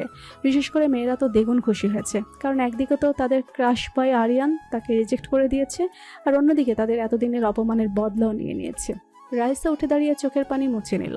শক্ত হয়ে দাঁড়িয়ে দ্রুত পায়ে চলে গেল ক্যাম্পাসের বাহিরে। রাইসার বাকি বন্ধুরাও যে যার মতো করে চলে গেল। এখন রাইসাকে বুঝিয়ে লাভ নেই, মাথা শান্ত হলে আপনি সব বুঝে যাবে। এদিকে রাইসা বাসায় এসে সব কিছু ভাঙচুর করতে লাগলো। উন্মাদ হয়ে গেছে যেন, সামনে যাকেই পাচ্ছে তাকেই কিছু না কিছু দিয়ে আঘাত করছে। কেউ আর ভয়ে সামনে আসতে চাচ্ছে না। ঘরে এসে ঘরের সব কিছু ভেঙে গুড়িয়ে ফেলেছে। তার বাবা মা রাইসার এমন উগ্র ব্যবহার দেখে অভ্যস্ত। রেগে গেলে হরহামেশা এমন আচরণ করে রাইসা। রাগ কমে গেলে এমনিতেই ঠিক হয়ে যাবে, তাই আর মেয়েকে ঘাটলেন না তারা। নিজেদের প্রতিও বেশ বিরক্ত অনুতপ্ত তারা। একমাত্র মেয়েকে বেশি আদরে বড় করতে গিয়ে একদম বিগড়ে ফেলেছেন তারা। এখন আর চাইলেও সঠিক বুঝদার করে তৈরি করা সম্ভব না। মেয়েটা পুরোপুরি উগ্র মেজাজি হয়ে বিগড়ে গেছে। কোনো কিছুর প্রতি জেদ করলে সেটা করেই ছাড়ে। রাগে কাঁপতে কাঁপতে রাইসা নিজে নিজে বলল, তুমি নিজেও জানো না আরিয়ান খান, তুমি কত বড় ভুল করেছো। এই ভুলের মাসুল তোমাকে কি দিয়ে যে শোধ করতে হবে তা তুমি নিজেও জানো না। এই রাইসাকে রিজেক্ট। হাতের সামনে থাকা ফুলদানিটা দিয়ে ড্রেসিং টেবিলের আয়নার সামনে আঘাত করলো রাইসা। আয়না ভেঙে চুরমার হয়ে গেল। পস্তাতে হবে তোমাকে আরিয়ান। এই রাইসাকে অপমান আর কষ্ট দেওয়ার শাস্তি তোমাকে পেতেই হবে। রাইসাকে আরিয়ান রিজেক্ট করে দেওয়ার পর রাইসা এমন ব্যবহার করছে যেন আরিয়ানের সাথে তার কিছুই হয়নি। আগের মতো বেশ নর্মাল ব্যবহার করছে। ওর ফ্রেন্ড সার্কেলের সবাই তো অবাকের উপর অবাক হচ্ছে। এতটা অপমানের পর রাইসার মতো একটা মেয়ে কিভাবে ঠিক থাকতে পারে। ঈশিতার ব্যাপারটা কেমন যেন সন্দেহ লাগতে লাগলো। রাইসা আরিয়ানের কাছে যেয়ে বলতে লাগলো, আই এম সরি আরিয়ান, আসলে আমি বুঝতেই পারিনি যে তুমি প্রেম রিলেশন এসব পছন্দ করো না। আমার তোমাকে এসব বলা একদম ঠিক হয়নি, আর অমনভাবে রিয়াক্ট করা উচিত হয়নি। তুমি প্লিজ আমাকে মাফ করে দাও। আরিয়ান হালকা হেসে শান্ত কণ্ঠে বলল, তুমি যে নিজের ভুল বুঝতে পেরেছো এটাই অনেক রাইসা। আমি তোমাকে আগেই মাফ করে দিয়েছি, আর গতকাল আমার ব্যবহারে কষ্ট পেয়ে থাকলে সরি। আমি তোমাকে আগের মতোই ফ্রেন্ড ভাবি রাইসা, তুমিও সব ভুলে যাও। পেছন থেকে ঈশিতারা সবাই আসলো। যাক বাবা, তোরা মিলে গেলি, এতে আমরা অনেক খুশি হয়েছি। আমি তো ভেবেছিলাম তোরা আর কোনোদিন এক হবি না, তাহলে আমাদের ফ্রেন্ড সার্কেলটা নষ্ট হয়ে যেত। এভাবে হাসি আনন্দের মধ্যে সবাই এক হয়ে গেল। কিন্তু আসলে কি সব ঠিক হয়ে গেছে, নাকি কোথাও কোনো অজানা ষড়যন্ত্র জানা পাচ্ছে? আরিয়ানের আম্মু মিসেস শায়লা খান সুইডেন থেকে সবেমাত্র ফিরেছেন। বাড়ির সব কাজের লোকেরা তাকে খুব আন্তরিক অভ্যর্থনা দিল। সুন্দর করে বাড়িটা সাজিয়ে রেখেছে সবাই। মিসেস শায়লার পছন্দের সব খাবার রান্না করে রেখেছে। আরিয়ান আর বাবাও সব মান অভিমান ভুলে মিসেস শায়লাকে উষ্ণ স্বাগতম জানালেন। মিসেস শায়লার আসবার কথা শুনে ডক্টর রেজা চৌধুরীও তাদের বাড়িতে এসেছেন। সবাই মিলে একসাথে গল্পগুজব আর খাওয়া দাওয়া করছিল। হঠাৎ এই বাড়ির কলিং বেলটা বেজে উঠল। কাজের মহিলা ফরিদা বেগম গিয়ে দরজা খুলতে ভেতরে প্রবেশ করলো বেগুনি রঙের গাউন পরিহিতা এবং লাগেজ হাতে এক সুন্দরী মেয়ে। ড্রয়িং রুমে প্রবেশ করতে মেয়েটি চিৎকার করে ডাকতে লাগলো, মনি, আঙ্কেল, আরিয়ান, বাবা, তোমরা সবাই কোথায়? ড্রয়িং রুম থেকে এক অপরিচিত মেয়ের কণ্ঠ শুনে সবাই ড্রয়িং রুমে ছুটে এলো। সুন্দরী আর ষোড়শী এক তরুণীকে দেখে সবাই অবাক হয়ে গেল। মেয়েটির চালচলন আর পোশাক আশাক বিদেশি ভাবভঙ্গি স্পষ্ট হয়ে উঠেছে। কে তুমি? এখানে কি করছো? মিসেস শায়লা জিজ্ঞেস করলেন। মেয়েটির চোখে পানি এনে বলল, আমাকে চিনতে পারছো না মনি? আমি তোমাদের রীতি, হুমায়রা চৌধুরী। রীতি, সবাই যেন হতবাক হয়েও গেল। আমজাদ কবির সাহেব আর ডক্টর রেজা চৌধুরীর চোখ ছলছল করে উঠল। মিসেস শাইলা আবেগাপ্লুত হয়ে উঠলেন। সবার শেষে ধীরে ধীরে এলো আরিয়ান। আরিয়ান কোনো কিছু বুঝে উঠতে পারছে না। মিসেস শাইলা কোনো কথা না বলে মেয়েটিকে জড়িয়ে ধরলেন। একে একে আমজাদ কবির সাহেব আর ডক্টর রেজা চৌধুরীও জড়িয়ে ধরল। সবার চোখে আনন্দের পানি। এতদিন পর আমাদের কথা মনে পড়লো রে মা। রেজা চৌধুরী কাঁদতে কাঁদতে বললেন। মেয়েটা কান্না করতে করতে বলল, অনেক কষ্ট হয়েছে বাবা তোমাদের ছাড়া থাকতে, কিন্তু শেষে আর থাকতে না পেরে ছুটে চলে এলাম তোমাদের কাছে। সবাই অনেক কথা বলছে মেয়েটিকে। আরিয়ান তখনও নিশ্চুপ ভূমিকা পালন করছে। অবাক চোখে জিজ্ঞেস করলো, কে এই মেয়েটি বাবা? আমজাদ কবির সাহেব চোখে পানি আর মুখে হাসি নিয়ে বললেন, ও আমাদের রিদিতা, তোর রেজা আঙ্কেলের মেয়ে, তোর ছোটবেলার খেলার সাথী। কত সময় কাটিয়েছিস ছোটবেলায় ওর সাথে? ও তো সেই রিদি। আরিয়ান বিস্ময়ভূত নয়নে তাকিয়ে থাকলো সামনে থাকা মেয়েটির দিকে। মেয়েটিও তার দিকে এক দৃষ্টিতে তাকিয়ে থাকলো। আরিয়ানের বিশ্বাস যেন কাটছেই না, কিছুতেই যেন বিশ্বাস হচ্ছে না সবকিছু। এত বছর পর নিজের ছোটকালের সাথীকে এভাবে দেখতে পাবে সেটা সে কখনো কল্পনাও করেনি। মস্তিষ্কের মানসপটে ছোটবেলার অজস্র স্মৃতি দ্রুত গতিতে হানা দিতে লাগলো। চোখ দুটো লাল হয়ে অশ্রুসিক্ত হয়ে গেল। আবেগ আপ্লুত হলেও মেয়েটিকে দেখে আরিয়ানের মনে কোনো অনুভূতির সঞ্চার হলো না। হৃদস্পন্দন একটুও বাড়ল না। কিন্তু কেন? কেমন আছো আরিয়ান? ভালো আছি, তুমি কেমন আছো? তোমাদের ছাড়া এতদিন ভালো ছিলাম না, কিন্তু এখন অনেক ভালো আছি। মিসেস শাইলা তাড়া দিয়ে বললেন, আচ্ছা সব কথা কি এখানেই বলবি? আগে যা ফ্রেশ হয়ে নে, তারপর কথাবার্তা বলা যাবে। মেয়েটি ফ্রেশ হতে চলে গেল। আরিয়ানের এখনো যেন বিস্ময় কাটছে না। বিকেলে ড্রয়িং রুমে বসে সবাই কথাবার্তা বলছে রিদিতাকে নিয়ে। তোর খালামণিকে নিয়ে আসলি না? উনি কি জানেন তুই যে দেশে এসেছিস? রেজা চৌধুরী জিজ্ঞেস করলেন। না বাবা, খালামণিকে কিছু বলে আসিনি। আর প্লিজ তুমিও খালামণির সাথে কোনো ধরনের কন্ট্যাক্ট করো না। বলো না যে আমি দেশে এসেছি, তাহলে আবার আমাকে জোর করে কানাডায় নিয়ে যাবে। হ্যাঁ রাজা সাহেব, আমারও মনে হয় এখনই কিছু জানানো ঠিক হবে না। জানতে পারলে হয়তো আবার ওকে কানাডায় নিয়ে যাবে। মিসেস শাইলা বললেন, মামনি এখানে এসে তোমার কেমন লাগছে? আমজাদ সাহেব জিজ্ঞেস করলেন। মেয়েটি হেসে উত্তর দিল, অনেক ভালো লাগছে আঙ্কেল। তারপর এদিক ওদিক তাকিয়ে জিজ্ঞেস করলো, আরিয়ান কোথায় আঙ্কেল? আমজাদ সাহেব চায়ের কাপটা টেবিলে রেখে বললেন, অত পড়াশোনা নিয়ে অনেক ব্যস্ত থাকে মা। দেখো হয়তো স্টাডি রুমে গিয়ে পড়াশোনা করছে না, তো গিটার নিয়ে বসেছে। ওর তো গান গাওয়ার খুব শখ। এছাড়া আমার জন্য ইঞ্জিনিয়ারিং নিয়ে পড়ছে। না হলে তো সে কখন থেকে সিঙ্গার হওয়ার প্রিপারেশন শুরু করতো। মেয়েটি দাঁড়িয়ে বলল, আচ্ছা আঙ্কেল, আমি ওর রুমে একটু গিয়ে আসি। যাও মা। বলে মেয়েটি সিঁড়ি দিয়ে দোতলার ডান পাশের রুমটাও ঢুকে গেল। গিয়ে দেখলো আরিয়ান গিটার নিয়ে গান গাইতে প্র্যাকটিস করছে। মেয়েটি দরজায় টোকা দিয়ে বলল, আসতে পারি? Yes, come in. আরিয়ান পেছনে ফিরে তাকে দেখে বলল। মেয়েটি চারপাশে ভালো করে লক্ষ্য করে দেখলো রুমটা খুব বড় আর খুব সুন্দর করে সাজানো। একপাশে বড় একটা বুক সেলফে অনেক পরিমাণ বইয়ের সংখ্যা, আর অন্য পাশে গান বাজনার বিভিন্ন ইনস্ট্রুমেন্ট। আর পুরো রুম দামি ও শৌখিন আসবাবপত্র দিয়ে পরিপাটি করে সাজানো গোছানো। সবকিছু পরিপাটি আর গোছানো দেখে মেয়েটি প্রসন্ন হাসলো। আরিয়ান যে খুব পড়ুয়া আর শৌখিন একটা ছেলে সেটা তার প্রতিটা আসবাবপত্র দেখলে বোঝা যায়। আরিয়ান এতক্ষণ ভালো করে মেয়েটিকে লক্ষ্য করছিল, আর মেয়েটি আরিয়ানের ঘরের প্রতিটা কোণা কোণা ভালোভাবে লক্ষ্য করছিল। তোমাকে আমার মনে আছে আরিয়ান? ছোটবেলায় আমরা কত একসাথে খেলেছি, একসাথে কত ভালো সময় কাটিয়েছি। এতদিন মনে ছিল না, কিন্তু বেশ কিছুদিন আগে তোমার কথা আমার খুব করে মনে পড়তো। কেন মনে পড়তো জানি না, হয়তো তুমি ফিরে আসবে বলে তাই। মেয়েটা একটা সুন্দর হাসি হাসলো। আরিয়ান হাসিটা খুব ভালোভাবে লক্ষ্য করলো। তার এখন স্পষ্ট মনে আছে রিদি যখন ছোটবেলায় হাসতো তখন তার বাম গালে খুব সুন্দর একটা টোল পড়তো। ডান পাশের ঠোঁটের কোনাকুনির নিচে একটা লালচে তিল ছিল, যেটা ছোট থেকে আরিয়ানকে সবসময় একটা অন্যরকম আকর্ষণ অনুভব করাতো। কিন্তু এই মেয়েটার বাম গালে না পড়ে টোল, আর না আছে ডান ঠোঁটের কোনাকুনির নিচে লালচে তিল, আর তার হাসিটাও আরিয়ানকে আকর্ষণ করছে না। রিদির কল্পনার হাসি তার কাছে এর চেয়েও জীবন্ত মনে হয়। এটা কি এতদিনের দীর্ঘ দূরত্বের ফলে সৃষ্টি হয়েছে, নাকি সবটাই আরিয়ানের মনের ভুল? সে বুঝতে পারছে না। এটা নিয়ে সে গভীর চিন্তায় মগ্ন ছিল। তখনই রিদি তার ডাকে তার হুঁশ ফিরল। কি নিয়ে এত ভাবছো আরিয়ান? কই কিছু ভাবছি না তো। আচ্ছা শ্রেয়া, তোমাকে আমি কয়েকটা প্রশ্ন করি। তুমি আমাকে প্রশ্ন করবে এটা আবার বলে দিতে হবে? তোমার যা খুশি প্রশ্ন করো, আমার কোনো সমস্যা নেই। ছোটবেলায় আমি তোমাকে হৃদিতা বাদে একটা অন্য নামে ডাকতাম। সেটা কি তোমার মনে আছে? মেয়েটি যেন চিন্তায় পড়ে গেল। অনেকক্ষণ ভাবার চেষ্টা করলো, কিন্তু কিছুই মনে করতে পারলো না।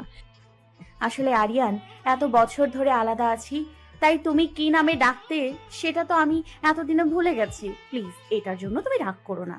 I am sorry. না, ঠিক আছে। আচ্ছা, তোমার এটা মনে আছে তোমাকে যখন তোমার খালামণি জোর করে কানাডায় নিয়ে যাচ্ছিল, তখন আমি তোমাকে একটা গিফট দিয়েছিলাম? সেই গিফটের কথা কি তোমার মনে আছে? মেয়েটিকে আবারও চিন্তিত দেখা গেল। সে যেন অনেক মনে করার চেষ্টা করছে, কিন্তু কিছুতেই মনে করতে পারছে না। আসলে আরিয়ান, মেয়েটি কথা শেষ করার আগেই আরিয়ান মুস্কি হেসে বলল, সরি তোমাকে এতক্ষণ জানানোর জন্য। আসলে অনেক পুরনো কথা মনে পড়ে গেছিল তো, তাই তোমাকে খুঁটিয়ে খুঁটিয়ে জিজ্ঞেস করছিলাম। প্লিজ তুমি কিছু মনে করো না। আরে না না না আরিয়ান, আমি কি মনে করব? উল্টো আমার চিন্তা হচ্ছে প্রশ্নগুলোর উত্তর না দেওয়ার কারণে। তুমি কিছু মনে করনি তো? না, কিছু মনে করিনি। আচ্ছা, শুনেছি তুমি অনেক ভালো গান গাও, আমাকে তুমি গান শোনাবে? অবশ্যই শেখাবো। জানো তো, এই গানের ভেতরে আমার জীবন লুকিয়ে আছে। নিজে গাওয়ার পাশাপাশি অন্যকে শিখিয়েও আমি খুব আনন্দ পাই। গানের মাধ্যমে নিজের সবটুকু সত্তাকে অন্যের মাঝে ছড়িয়ে দিতে চাই। আচ্ছা, তাহলে এখন একটা গান গেয়ে শোনাবে প্লিজ?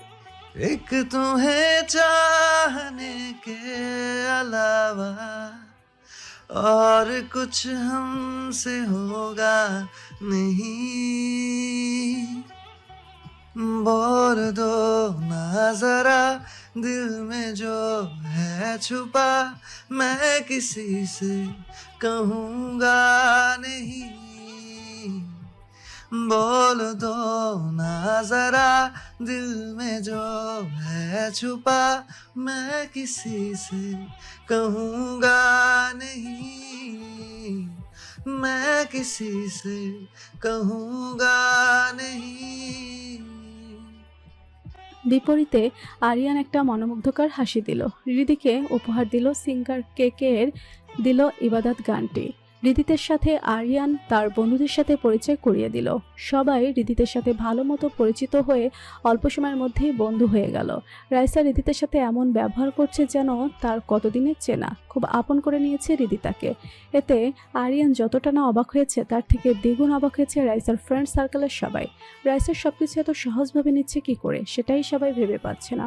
তবে ও যে সবকিছু ভুলে সব মেনে নিয়েছে, এটাই অনেক তাদের কাছে। ড্রয়িং রুমে বসে আলোচনা করছিলেন মিসেস শায়লা, আমজাদ কবির ও ডক্টর রেজা চৌধুরী।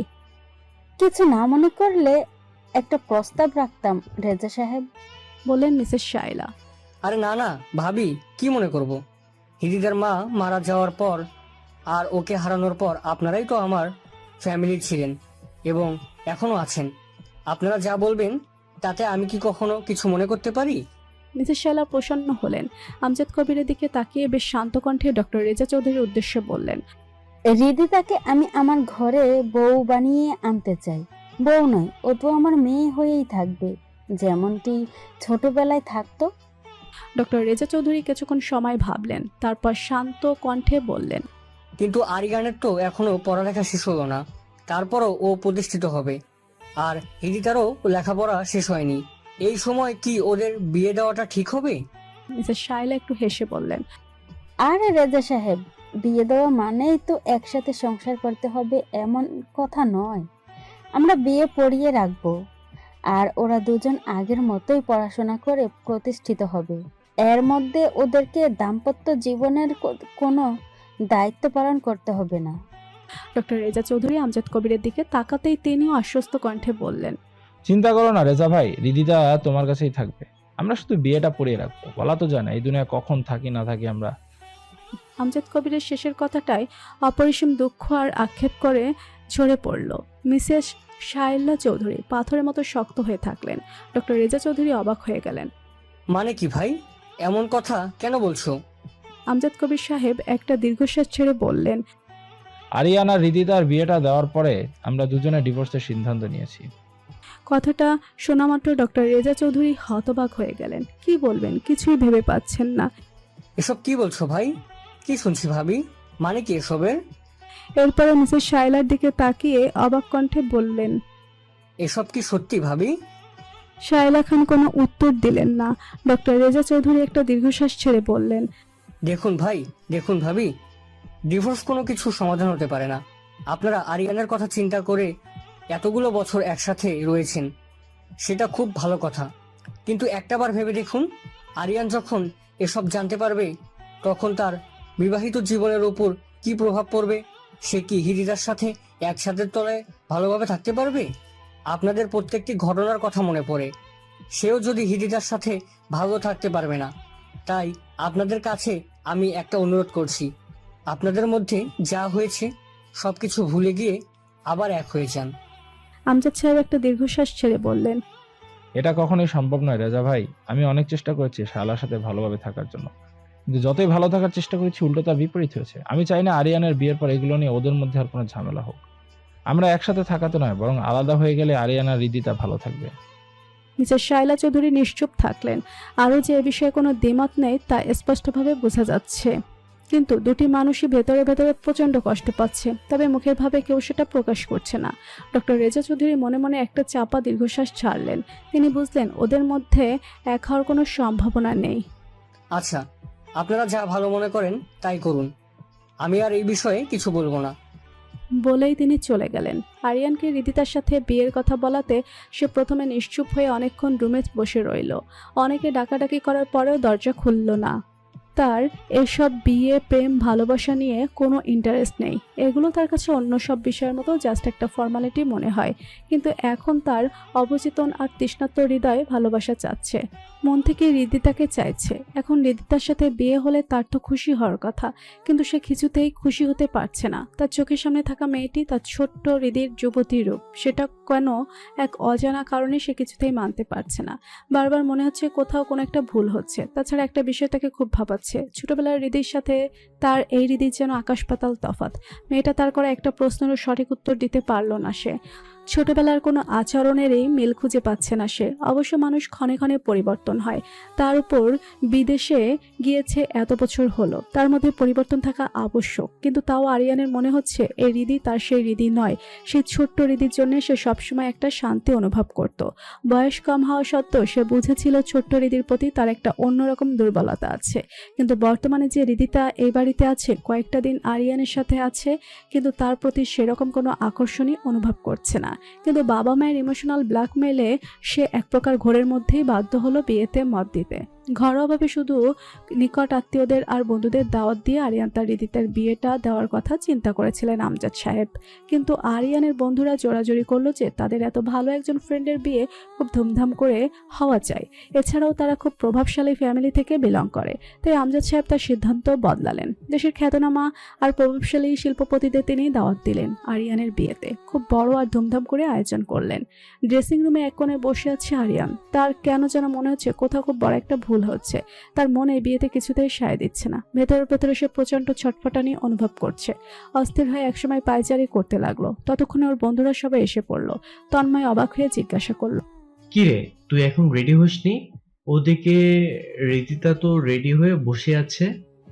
ওরা সব ছেলেরা এখন একে অপরকে তুই করে ডাকে। রেহান এগিয়ে এসে বলল, তুইও না বেটা অনেক স্লো হয়ে গেছিস।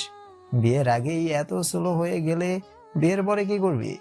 তখন তো আমাদেরকে ভুলেই যাবে। বলে সবাই হাসতে লাগলো।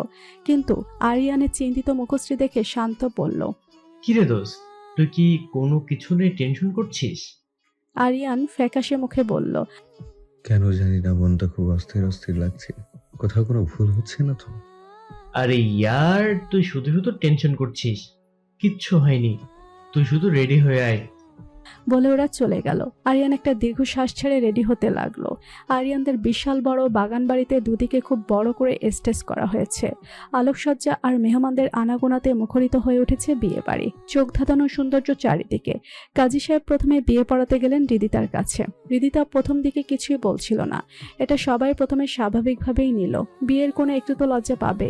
কিন্তু প্রায় 10 মিনিট অতিবাহিত হয়ে যাওয়ার পরও যখন সে কবুল বলল না, তখন সবাই খুব চিন্তিত হয়ে পড়ল। হৃদিতাকে জোরাজোরি করতে লাগলো কবুল বলার জন্য। ঠিক সেই সময় হৃদিতা নামক মেয়েটা একটা অবাক কাণ্ড করে বসলো। স্টেজ থেকে নেমে এসে সোজা চলে গেল মেহমান ভর্তির সকলের সামনে। এসে চিৎকার করে সবার সামনে বলতে লাগলো, আমি এই বিয়ে করব না। আরিয়ান একটা চরিত্রহীন ছেলে। ও বিয়ের আগে আমার সাথে ঘনিষ্ঠ হতে চেয়েছে, আমার সাথে জোর করে ইন্টিমেট হতে চেয়েছে। ওর মতো একটা লম্পট চরিত্রহীন ছেলেকে আমি কিছুতেই বিয়ে করব না। সবাই বিস্ময়ে হতভম্ব হয়ে গেল। মেয়েটার কথার আগামাথা কিছু বুঝতে পারছে না আরিয়ান আর আরিয়ানের ফ্যামিলি। আরিয়ানের পায়ের নিচে থেকে যেন মাটি সরে যাচ্ছে। কি বলছে এই মেয়েটা? এত বড় একটা মিথ্যা কথা কি করে বলতে পারলো সে? আরিয়ানের ফ্রেন্ড সার্কেলের সবাই রেগেমেগে অস্থির। আরিয়ানের মতো এত ভালো একটা ছেলের নামে এইরূপ কথা শুনে সবাই রাগে ফেটে পড়ল। শান্ত প্রচন্ড উত্তেজিত কণ্ঠে বলল, এই মেয়ে, তোমার সাহস তো কম নয়। তুমি আরিয়ানের মতো একটা ছেলের নামে এই ধরনের কথাবার্তা বলছো? তুমি মেয়ে না হলে এক্ষুনি তোমার জিভ টেনে ছিঁড়ে ফেলতাম আমি। অন্যান্য সকল বন্ধুরাও একই রকম কথাবার্তা বলল। শুধু রাইসা চুপ করে বসে থাকলো। মেয়েটা হাসতে লাগলো, বলল, জানি তোমরা আমার কথা বিশ্বাস করবে না, সেজন্য আমি প্রমাণ সাথে করে নিয়ে এসেছি। বলে কতগুলো প্রিন্ট করা পিকচার সবার সামনে ছুঁড়ে ফেললো সে। সবাই সেগুলো হাতে নিয়ে দেখে বিস্ময়ে ফেটে পড়লো। ছবিতে দেখা যাচ্ছে আরিয়ান জোর করে রিদিতার সাথে জবরদস্তি করছে। আগত অতিথিরা আরিয়ানকে নানাভাবে গালমন্দ করতে লাগলো। ছি ছি আমজাদ সাহেব, আপনাকে আমি কত ভালো একজন মানুষ মনে করেছিলাম, আর আপনার ছেলে কিনা একটা লম্পট। এমন ছেলে জন্ম দিয়ে বেঁচে আছেন কি করে? আপনার চরিত্র নিশ্চয়ই খারাপ, তাই তো ছেলেও হয়েছে আপনার মতো দুশ্চরিত্র। আপনার সাথে আমার বিজনেস রিলেশনশিপ শেষ। প্রত্যেকে অনেক আজে বাজে কথাবার্তা বলে সেখান থেকে প্রস্থান করতে লাগলো। রয়ে গেল শুধু আরিয়ান, রিদিতা, পরিচয় থাকা মেয়েটা। আরিয়ানের ফ্যামিলি আর বন্ধু বান্ধবরা। আরিয়ানের বন্ধু মাহিম বলল, আমি বিশ্বাস করি না আরিয়ান, তুই এরকম করতে পারিস। এই ছবিগুলো এডিটিং করা। আমরা তোর উপর বিশ্বাস হারাবো না কখনোই। বলে মেয়েটার দিকে এগোতে নিল। রাইসা তার হাত ধরে ফেললো। রেহান হতবাক হয়ে তাকিয়ে থাকলো। এখন ওকে বলে কিছু হবে? আমরা চোখের সামনে স্পষ্ট দেখতে পারলাম আরিয়ান ওই মেয়েটার সাথে কি করেছিল। তার উপর তুই আরিয়ানের পক্ষ নিবি? সবাই রাইসার কথায় বিস্ময়ে হতবাক হয়ে গেল। ঈশিতাকে টেনে নিয়ে বলল, তুই বিশ্বাস করিস আরিয়ানের মতো একটা ছেলে এমন করতে পারে? রাইসা হাত ছাড়িয়ে নিয়ে বলল, বিশ্বাস না করার কি আছে? চোখের সামনে যা দেখছি সবই তো সত্যি। ও হয়তো সবার সামনে দেখায় যে ও মেয়েদেরকে পাত্তাই দেয় না, কিন্তু আসলে যে ওর চরিত্র এত খারাপ সেটা আজকের ঘটনা না ঘটলে বুঝতেই পারতাম না।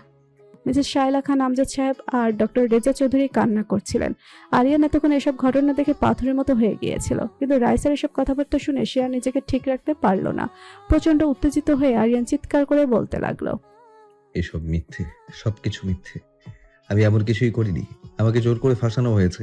আমার বিরুদ্ধে কোনো ষড়যন্ত্র করা হয়েছে। বলতে বলতে আরিয়ান মাটিতে বসে পড়ল। ও চোখ মুখ লাল হয়ে গেছে। অপমানে কষ্টে দুঃখে তার পুরো শরীর যেন অবশ হয়ে গেছে।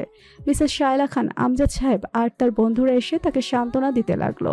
রেজা চৌধুরী রিদিতা নামক মেয়েটার দিকে এগিয়ে গিয়ে তাকে ঠাস করে থাপ্পড় মারলেন। প্রচন্ড শেষের দিকে সাথে বললেন, বল তুই কে? তুই আমাদের হিদিতা হতে পারিস না। বল কেন এসেছিস এখানে? আরিয়ানের নামে এমন মিথ্যা বানোয়ার ষড়যন্ত্র কেন সাজিয়েছিস? প্রচন্ড শ্লেষের সাথে বললেন। মেয়েটা ডক্টর রেজা চৌধুরীকে ধাক্কা দিয়ে দ্রুত দৌড়ে বাইরে বেরিয়ে গেল। ডক্টর রেজা চৌধুরী নিজেকে সামলে নিয়ে সবার উদ্দেশ্যে বললেন, ও আমার হিদিতা হতে পারে না। আরিয়ানের সাথে যা হয়েছে সব মিথ্যে বানোয়াট এবং অন্যায়। আমি ওকে খুব ভালো করে চিনি। ও খুব ভালো একটা ছেলে। ও এমন করতেই পারে না। আমি ওই মেয়ে সম্পর্কে সব খোঁজ খবর নেব। ওকে পুলিশে দিয়ে আসল ঘটনা খুঁজে বের করব। মিসেস শায়লা কান্না করতে করতে বললেন, আমরা না হয় বিশ্বাস করে নিলাম আরিয়ান এমন করেনি, কিন্তু বাইরের মানুষের মুখ কি করে বন্ধ করব? আমজাদ সাহেব বললেন, বাইরের মানুষ যা খুশি তাই বলুক, আমরা তো জানি আমাদের ছেলে করে তাকে কষ্ট দিয়ে গিয়েছেন। বারবার আমজাদ কবির বোঝাতে এলেও একটা বারও তিনি তার কথা শোনার চেষ্টা করেননি। আজ সে মানুষের কাছে ক্ষমা চাওয়ারও কোনো উপায় নেই। তাকে আজীবনের জন্য দোষী বানিয়ে তিনি চলে গেলেন পরপরে। অপরদিকে সানজিদ আহমেদকে 17 বছর আগে করা অন্যায়ের জন্য রচনা আহমেদ নিজে পুলিশের কাছে ধরিয়ে দিলেন। এতে তার এতদিন চুপ করে থাকার জন্য যে অন্যায় তিনি করেছিলেন তার কিছুটা হলেও প্রায়শ্চিত্ত হবে। মধ্যরাতে নিবিড় একটা রাস্তা দিয়ে আরিয়ান এলোপাথারিভাবে গাড়ি ছুটিয়ে চলেছে। আজ জীবনের প্রথম প্রচুর ড্রিঙ্কস করেছে সে। মুখে জ্বলন্ত সিগারেট, চোখ দুটো রক্ত লাল। তার জীবন যেন পুরোপুরি থমকে গেছে। ভালোবাসার আশ্রয় ছাড়ার আর প্রিয় বাবাটাই তার কাছে নেই। তার সুন্দর ফুলের মতো একটা জীবনে এত স্ক্যান্ডেল এসে পড়েছে। তার মাঝে থেকে যেন আসল সত্তাটাই বেরিয়ে গেছে। হঠাৎ সে জোরে ব্রেক কষলো একটা গাছের সাথে আঘাত পেয়ে। স্টিয়ারিং এর সাথে মাথায় জোরে বাড়ি খেয়ে মাথা থেকে ফিনকি দিয়ে টকবক করে রক্ত বেরোচ্ছে। আরিয়ান অচেতন হয়ে পড়ে রইল। হঠাৎ মুখের উপর পানির ছিটা পেতেই অচেতন অবস্থা থেকে বেরিয়ে এলো আরিয়ান। সে চোখে স্পষ্টভাবে কিছুই দেখতে পাচ্ছে না, কিন্তু অনুভব করতে পারছে তার হাত পা সব বাঁধা, মাথাটা যেন যন্ত্রণায় ছিঁড়ে যাচ্ছে, শরীরটা ক্রমশ অবশ হয়ে আসছে। অনেক কষ্ট করে সামনের দিকে তাকাতে ঝাপসা দৃষ্টিতে দেখতে পেল অনেকগুলো যুবক ছেলে তার দিকে তাকিয়ে আছে। গোল হয়ে আছে ছেলেগুলো, তাদের প্রত্যেকেই হাতে হকি স্টিক। অনেক কষ্টে ধীরে ধীরে সামনের সবকিছু স্পষ্ট হতে লাগলো তার কাছে। জায়গাটা ভীষণ থমথমে, রাত নাকি দিন তাও বোঝা যাচ্ছে না। কে তোমরা? আমাকে এখানে কেন নিয়ে এসেছো? অনেক কষ্ট করে ভাঙা ভাঙা কণ্ঠে বললেন আরিয়ান। তোকে শেষ করতে এনেছি। বলে একটা ছেলে জোরে হকি স্টিক দিয়ে আরিয়ানের ডান কাঁধে আঘাত করলো। আরিয়ানের মুখ থুবড়ে লুটিয়ে পড়লো ফ্লোরে। নাকমুখ থেকে তার অনবরত রক্ত ঝরছে। কিছুক্ষণ পর রুমে একজন কালো শুট প্যান্ট পরা ছেলে প্রবেশ করলো। আরিয়ান নিচে থেকে তার জুতো জোড়া দেখে ধীরে ধীরে মাথা উঁচিয়ে সামনের দিকে তাকালো। তাকাতেই দেখতে পেল মাস্ক পরা একটা যুবক ছেলেকে। হাঁটু গেড়ে আরিয়ানের সামনে বসে তার চুলগুলো মুঠি করে ধরে টান দিল। তারপর মাস্কটা সরাতেই আরিয়ান চমকে গেল। অস্ফুট স্বরে মুখ দিয়ে উচ্চারণ করলো, প্রীতম। কি রে শালা, চিনতে পারছিস আমাকে? তোর জন্য রাইসার কাছে আমি অপমানিত হয়েছি, পুরো ভার্সিটির সামনে আমি অপমানিত হয়েছি। তোর উপর প্রতিশোধ নেওয়ার জন্য মুখ্যম একটা সুযোগ খুঁজছিলাম। দেখ, আজকে সেটা পেয়েও গেলাম। তোর নিঃস্ব অবস্থায় তোকে আরো ভেঙে কুড়িয়ে দিব। তার কথার বিপরীতে আরিয়ান হাসলো। ধীরে ধীরে সেই হাসি প্রসারিত হলো। একসময় চারপাশ কাঁপিয়ে আরিয়ান হাসতে লাগলো। প্রীতম আরিয়ানকে কষে একটা চট দিয়ে বলল, কি রে শালা, হাসছিস কেন? বাপকে হারিয়ে পাগল টাগল হয়ে গেলি নাকি? হেসে নে, হেসে নে, ভালো করে হেসে নে। আজ তোর জীবনের শেষ দিন, এরপরে আর হাসার সুযোগ পাবি না। তোদের মতো অমানুষকে দেখে আমার বড্ড হাসি পাচ্ছে। কতটা নিকৃষ্ট তুই আর তোর ওই রাইসা।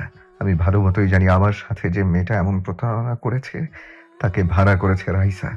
তাও তোদেরকে আমি কিছু বলিনি। আমি তো সব হারিয়ে মরতেই যাচ্ছিলাম, কিন্তু তোরা আমাকে সেই সুযোগটাও দিলি না। আমি যদি প্রতিশোধ নিতে চাইতাম তাহলে তোরা একটাও বাঁচতি না। মেরে ফেলতে চাইছিস তো আমাকে, তাই না? মেরে ফেল। আমি নিজে নিজে তো মরতে পারলাম না, তোরাই আমাকে মেরে ফেল। মার, আমাকে মার। কি হলো, মারছিস না কেন? মার, মার না। আরিয়ান যেন উন্মাদ হয়ে গেছে। তার মাঝে যেন বেঁচে থাকার বিন্দুমাত্র ইচ্ছা নেই। প্রীতম প্রথমে কিছুটা ঘাবড়ে গেল, পরে শয়তানি মার্কা বাঁকা হাসলো। ও ছেলেদের ইশারা করতে ওরা আরিয়ানকে এলোপাথারি মারতে লাগলো, আর আরিয়ানও পাগলের মতো হাসতে লাগলো। একসময় শারীরিক প্রচণ্ড ব্যথায় অজ্ঞান হয়ে গেল। সেদিনটাতে আরিয়ান খুব বাজেভাবে আহত হয়েছিল। প্রথমের লোকেরা তাকে মারাত্মকভাবে জখম করে হাইওয়ের একপাশে রেখে গিয়েছিল, যেন কোনো গাড়ি চাপা দিয়ে তাকে মেরে ফেলে। কিন্তু সৌভাগ্যবশত সেখান দিয়ে ডক্টর রেজা চৌধুরী আর মিসেস শাইলা খান তাকে খুঁজতে বেরিয়েছিলেন। সেখানে তারা আরিয়ানকে বিধ্বস্ত অবস্থায় আবিষ্কার করে। তাদের তীব্র আর্তনাদে সেদিন হাইওয়েতে জ্যাম হয়ে গিয়েছিল। সাংবাদিকরা এসে ভিড় করেছিল। যানবাহন চলাচল কয়েক ঘন্টার জন্য বন্ধ হয়ে গিয়েছিল। পুলিশ কেস হয়েছিল সেটা নিয়ে, কিন্তু আসল ঘটনা তো আরিয়ান ছাড়া কেউ জানতো না। তাই আর আসল অপরাধীকে খুঁজে বের করা যায়নি। সেদিনের পর আরিয়ান হসপিটালে ভর্তি ছিল প্রায় 4 মাস। 4 মাস সে কোমায় ছিল। এরপর তাকে বিদেশেও নিয়ে ট্রিটমেন্ট করানো হয়। আরিয়ান ভালো হয়েছিল ঠিকই, কিন্তু সেদিনের পর থেকে সে একটা জীবন্ত লাশ হয়ে গিয়েছে। পুরোপুরিভাবে নিশ্চুপ হয়ে গিয়েছে। কারোর সাথে কথা বলতো না, পাথরের মতো শক্ত হয়ে থাকতো ঘরের এক কোনায়। নিজেকে পরিবার এবং বাহিরের দুনিয়ার সবার থেকে পুরোপুরিভাবে গুটিয়ে নিয়েছিল। সবাই তার এই অবস্থা দেখে প্রচণ্ড আফসোস করত। আরিয়ানের উজ্জ্বল ভবিষ্যতের কথা ভেবে সবাই আহাজারি করলো। মিসেস শাইলা খান নিজেকে কিভাবে সুস্থ করা যায় সেই চিন্তায় সারাক্ষণ মগ্ন থাকতেন, কিন্তু শত সাইকোলজিস্ট আর ডাক্তার দেখিয়েও আরিয়ানকে তিনি ঠিক করতে পারেননি। উল্টো মাঝে মধ্যে আরিয়ান পাগলের মতো আর্তনাদ করত। যখনই সে পাগলের মতো আর্তনাদ করত তখনই সুইসাইড অ্যাটেম্প্ট করার চেষ্টা করত। অসংখ্যবার সে সুইসাইড অ্যাটেম্প্ট করার চেষ্টা করেছে, কিন্তু কোনো না কোনোভাবে আল্লাহ তাকে বাঁচিয়ে ফেলেছেন। হয়তো তার অন্য কোনো পরিকল্পনা ছিল আরিয়ানকে নিয়ে। এলোমেলো ঘরে অগোছালোভাবে ছড়িয়ে ছিটিয়ে আছে জিনিসপত্র। প্রিয় গিটারটিও জায়গা মতো নেই। কাপড় চোপড়ে লেপ্টে আছে খাট, আলমারি আর ওয়ার্ড্রপ। চোখের হাই পাওয়ারের চশমাটাও ঘরের এক কোণে পড়ে আছে।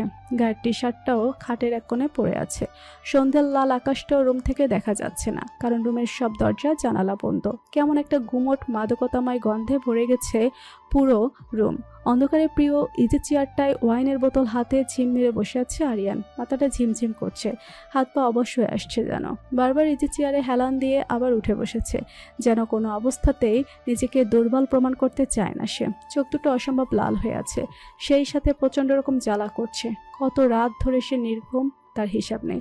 হঠাৎ বুক চিরে ভয়াবহ আর্তনাদ বেরিয়ে এলো গলা দিয়ে। পুরো রুমের পাশাপাশি দোতলা বিশিষ্ট মস্ত ডুপ্লেক্স বাড়িটাও যেন থরথর করে কেঁপে উঠল। আরিয়ান আবারও পাগলের মতো ব্যবহার করছে। বাকি থাকা 5টি ওয়াইনের বোতলও মুহূর্তের মধ্যে শেষ করে দিল। এরপর পুরো শরীর ধীরে ধীরে অবশ হয়ে গেল তার। হাতে থাকা অবশিষ্ট ওয়াইনের বোতলটা পড়ে গিয়ে ভেঙে খণ্ড খণ্ড হয়ে গেল। আরিয়ান নিজেকে অন্ধকারের মধ্যে তলিয়ে যেতে দেখল। একসময় সবকিছু অন্ধকার হয়ে গেল। হাসপাতালের চেম্বারে ডক্টর রেজা চৌধুরীর সাথে বসে আছেন মিসেস শায়লা খান। এভাবে চলতে থাকলে আরিয়ান বেশি দিন বাঁচবে না মিসেস শায়লা। মিসেস শায়লা ছল ছল চোখে নিজের একমাত্র নয়নের মণি মোবাইলে আরিয়ানের ছবির দিকে তাকালেন। তারপর চোখ মুছে ডক্টর রেজা চৌধুরীকে বললেন, আমার ছেলেকে সুস্থ করার কি কোনো উপায় নেই? ও আমার বেঁচে থাকার একমাত্র অবলম্বন। ওকে ছাড়া আমি নিঃস্ব হয়ে যাব। প্লিজ ডক্টর, প্লিজ আমার ছেলেকে সুস্থ করে দিন। মিসেস শায়লা কান্না করতে করতে হাত জোর করে ডক্টর রেজা চৌধুরীর কাছে মিনতি করলেন। রেজা চৌধুরী বেশ গম্ভীর ভাব নিয়ে বললেন, দেখুন মিস শায়লা, এ পর্যন্ত আরিয়ানকে 6 বার ওর উপর ট্রিটমেন্ট দেওয়া হয়েছে। প্রতিবারই কোনো না কোনোভাবে আমরা ওকে বাঁচাতে পেরেছি, কিন্তু এবার অবস্থা খুব ক্রিটিক্যাল। 10 দিন যাবৎ অজ্ঞান, কিডনি, হার্ট, যকৃত সবকিছু নেশাজাতীয় দ্রব্যের কারণে এফেক্ট হয়ে গিয়েছে ওর। বেপরোয়া জীবন আর ড্রাগসের নেশা ওকে প্রায় মৃত্যুর দ্বার প্রান্তে এনে দিয়েছে। এভাবে চলতে থাকলে ও আর বেশি দিন বাঁচবে না। মিসেস শায়লা আর্তনাদ করে উঠলেন। কিছু বলার মতো ভাষা তার নেই। নিজের প্রাণপ্রিয় ছেলের এই অবস্থার জন্য তিনি নিজেও কম দায়ী নন। তার দায়িত্বহীনতা আর অবহেলাই আরিয়ানকে এই অবস্থায় নিয়ে এসেছে। যখন ছেলেকে পুরোপুরি আগলে নিতে চাইলেন তখন অনেক দেরি হয়ে গেছে। তখন চাইলেই সবকিছু আর আগের মতো ঠিক হবে না। অনেক দেরি হয়ে গেছে। তবে এখনো সব আশা নিভে যায়নি। এখনো আরিয়ানের জীবন রক্ষা করা সম্ভব মিস শায়লা। রেজা চৌধুরীর কথায় দু চোখে আশার আলো নিয়ে মুখ তুলে তাকালেন মিসেস শায়লা। চোখ মুছে বললেন, কি উপায় ডক্টর? আরিয়ানকে টানা 1 মাস ট্রিটমেন্টের মধ্যে থাকতে হবে। সেটা নার্সিং হোমেই হোক কিংবা ট্রিটমেন্ট হোম হোক না কেন, সম্পূর্ণ বেড রেস্ট দিতে হবে। নেশাজাতীয় একটা দ্রব্য ওর হাতে লাগাতে দেওয়া যাবে না। আমি সব ব্যবস্থা করব ডক্টর। টাকা পয়সা নিয়ে কোনো চিন্তা করবেন না। আমার সমস্ত সম্পত্তি আমি আমার ছেলের নামে উৎসর্গ করে দিব। ওর চিকিৎসার জন্য পৃথিবীর যে প্রান্তে যেতে হোক না কেন আমি যাব। আমি আমার ছেলের খুশির জন্য প্রয়োজনে নিজের জীবন দিয়ে দেব। দেখুন মিস শায়লা, টাকা পয়সা দিয়ে সবকিছু হয় না। একটি সুখী আর আনন্দময় জীবনের জন্য সবচেয়ে বেশি প্রয়োজন স্নেহ, মমতা, ভালোবাসা। আমি আপনার আর মরহুম আমজাদ কবির খান অর্থাৎ আপনার স্বামীর বিয়ের বহু বছর আগে থেকেই আপনি এবং আপনার বাবার মাজহারুল খানের ব্যবসা আর পরিবারের সাথে সংশ্লিষ্ট ছিলাম। পেশায় ডাক্তার হলেও একসময় আপনাদের খান গ্রুপ অফ ইন্ডাস্ট্রির ম্যানেজার ছিলাম। আপনাদের পরিবারের প্রতিটি পদক্ষেপে আমি ছায়ার মতো পাশে ছিলাম। সেই হিসাবে আমি আপনাদের পরিবারের একজন সদস্য বলতে পারেন। আপনার বাবা আমাকে তার নিজের ছেলের মতো ভালোবাসতেন, আর আপনার স্বামীও আমাকে তার নিজের ভাইয়ের মতোই ভাবতেন। জানি না আপনি কতটুকু আমাকে আপন ভাববেন, কিন্তু আমি আপনাকে নিজের বড় বোনের মতো ভালোবাসি আর সম্মান করি। এই কি বলছেন রেজা ভাই? আমিও আপনাকে নিজের ফ্যামিলি মেম্বার হিসেবে ভাবতাম। ইভেন এখনো ভাবি। আপনি আমার বড় ভাইয়ের মতো। রেজা চৌধুরী নিজের হাত রাখলেন মিসেস শায়লার মাথায়। মিসেস শায়লার চোখ ছলছল করে উঠল। একটা ভাইয়ের অভাব তিনি সবসময় বোধ করতেন। সবসময় এভাবে কেউ ভাইয়ের অভাব পূরণ করে দেবে তা তিনি কখনো ভাবতেও পারেননি। রেজা ভাই বলে তিনি হাউমাউ করে কেঁদে উঠলেন।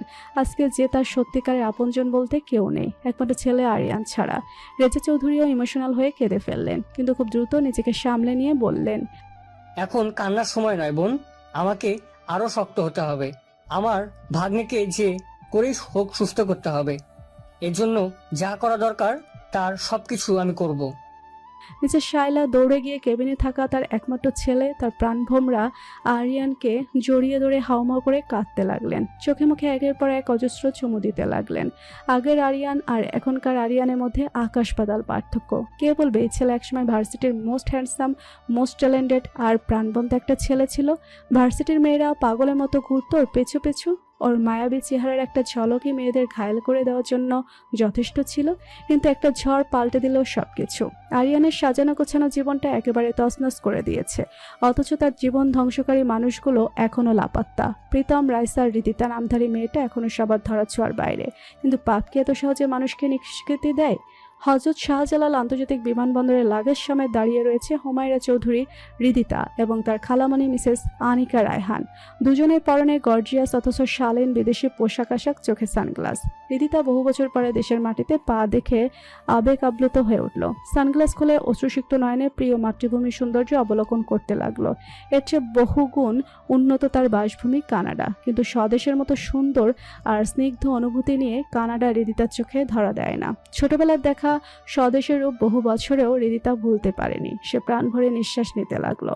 হাতে তার ছোট্টবেলার আরিয়ানের দেওয়া শেষ উপহার, সে ছোট্ট বারবিডল। আরিয়ান বলতো হৃদিতা নাকি একদমই সে বারবিডলের মতো সুন্দর। এখনো প্রিয়জনের দেওয়া প্রিয় উপহার পরম যত্নে আগলে রেখেছে হৃদিতা। পরম আবেগে সেটাতে চুমু খেলে সে তারপরে বিড়বিড় করে বলল, I am back Aryan, I am back to you. গাড়িতে বসে জানালার পাশের সিটে বসলো হৃদিতা। তার পাশে তার খালামণি বসে ফোনে কথা বলছে তার স্বামীর সাথে। তারা ঠিকভাবে পৌঁছে গেছে একথা জানাচ্ছেন তাকে। হৃদিতা মাথা ঘুরিয়ে জানালার বাহিরে মুখ বের করলো। গাড়িটা যান্ত্রিক শহর থেকে খানিকটা দূরে ফাঁকা রাস্তায় চলে এসেছে, তাই জ্যাম খুব একটা নেই। খোলা জানালা দিয়ে তীব্র বাতাস এসে হৃদিতার চোখ মুখে ছুঁয়ে যাচ্ছে, তার লম্বা রেশমি চুলগুলোকে বারংবার উড়িয়ে দিচ্ছে। সবাই হৃদিতার মুগ্ধ হয়ে উপভোগ করছে, তবু অপেক্ষা যেন তার আর সইছে না। বারবার মনে হচ্ছে ডানা থাকলে এখনই উড়ে চলে যেত আরিয়ানের কাছে, তাকে গিয়ে সারপ্রাইজ দিয়ে দিত। আরিয়ান তাকে চিনতে পেরে ঠিক কতটা খুশি হয় সেটা প্রাণ ভরে দেখত।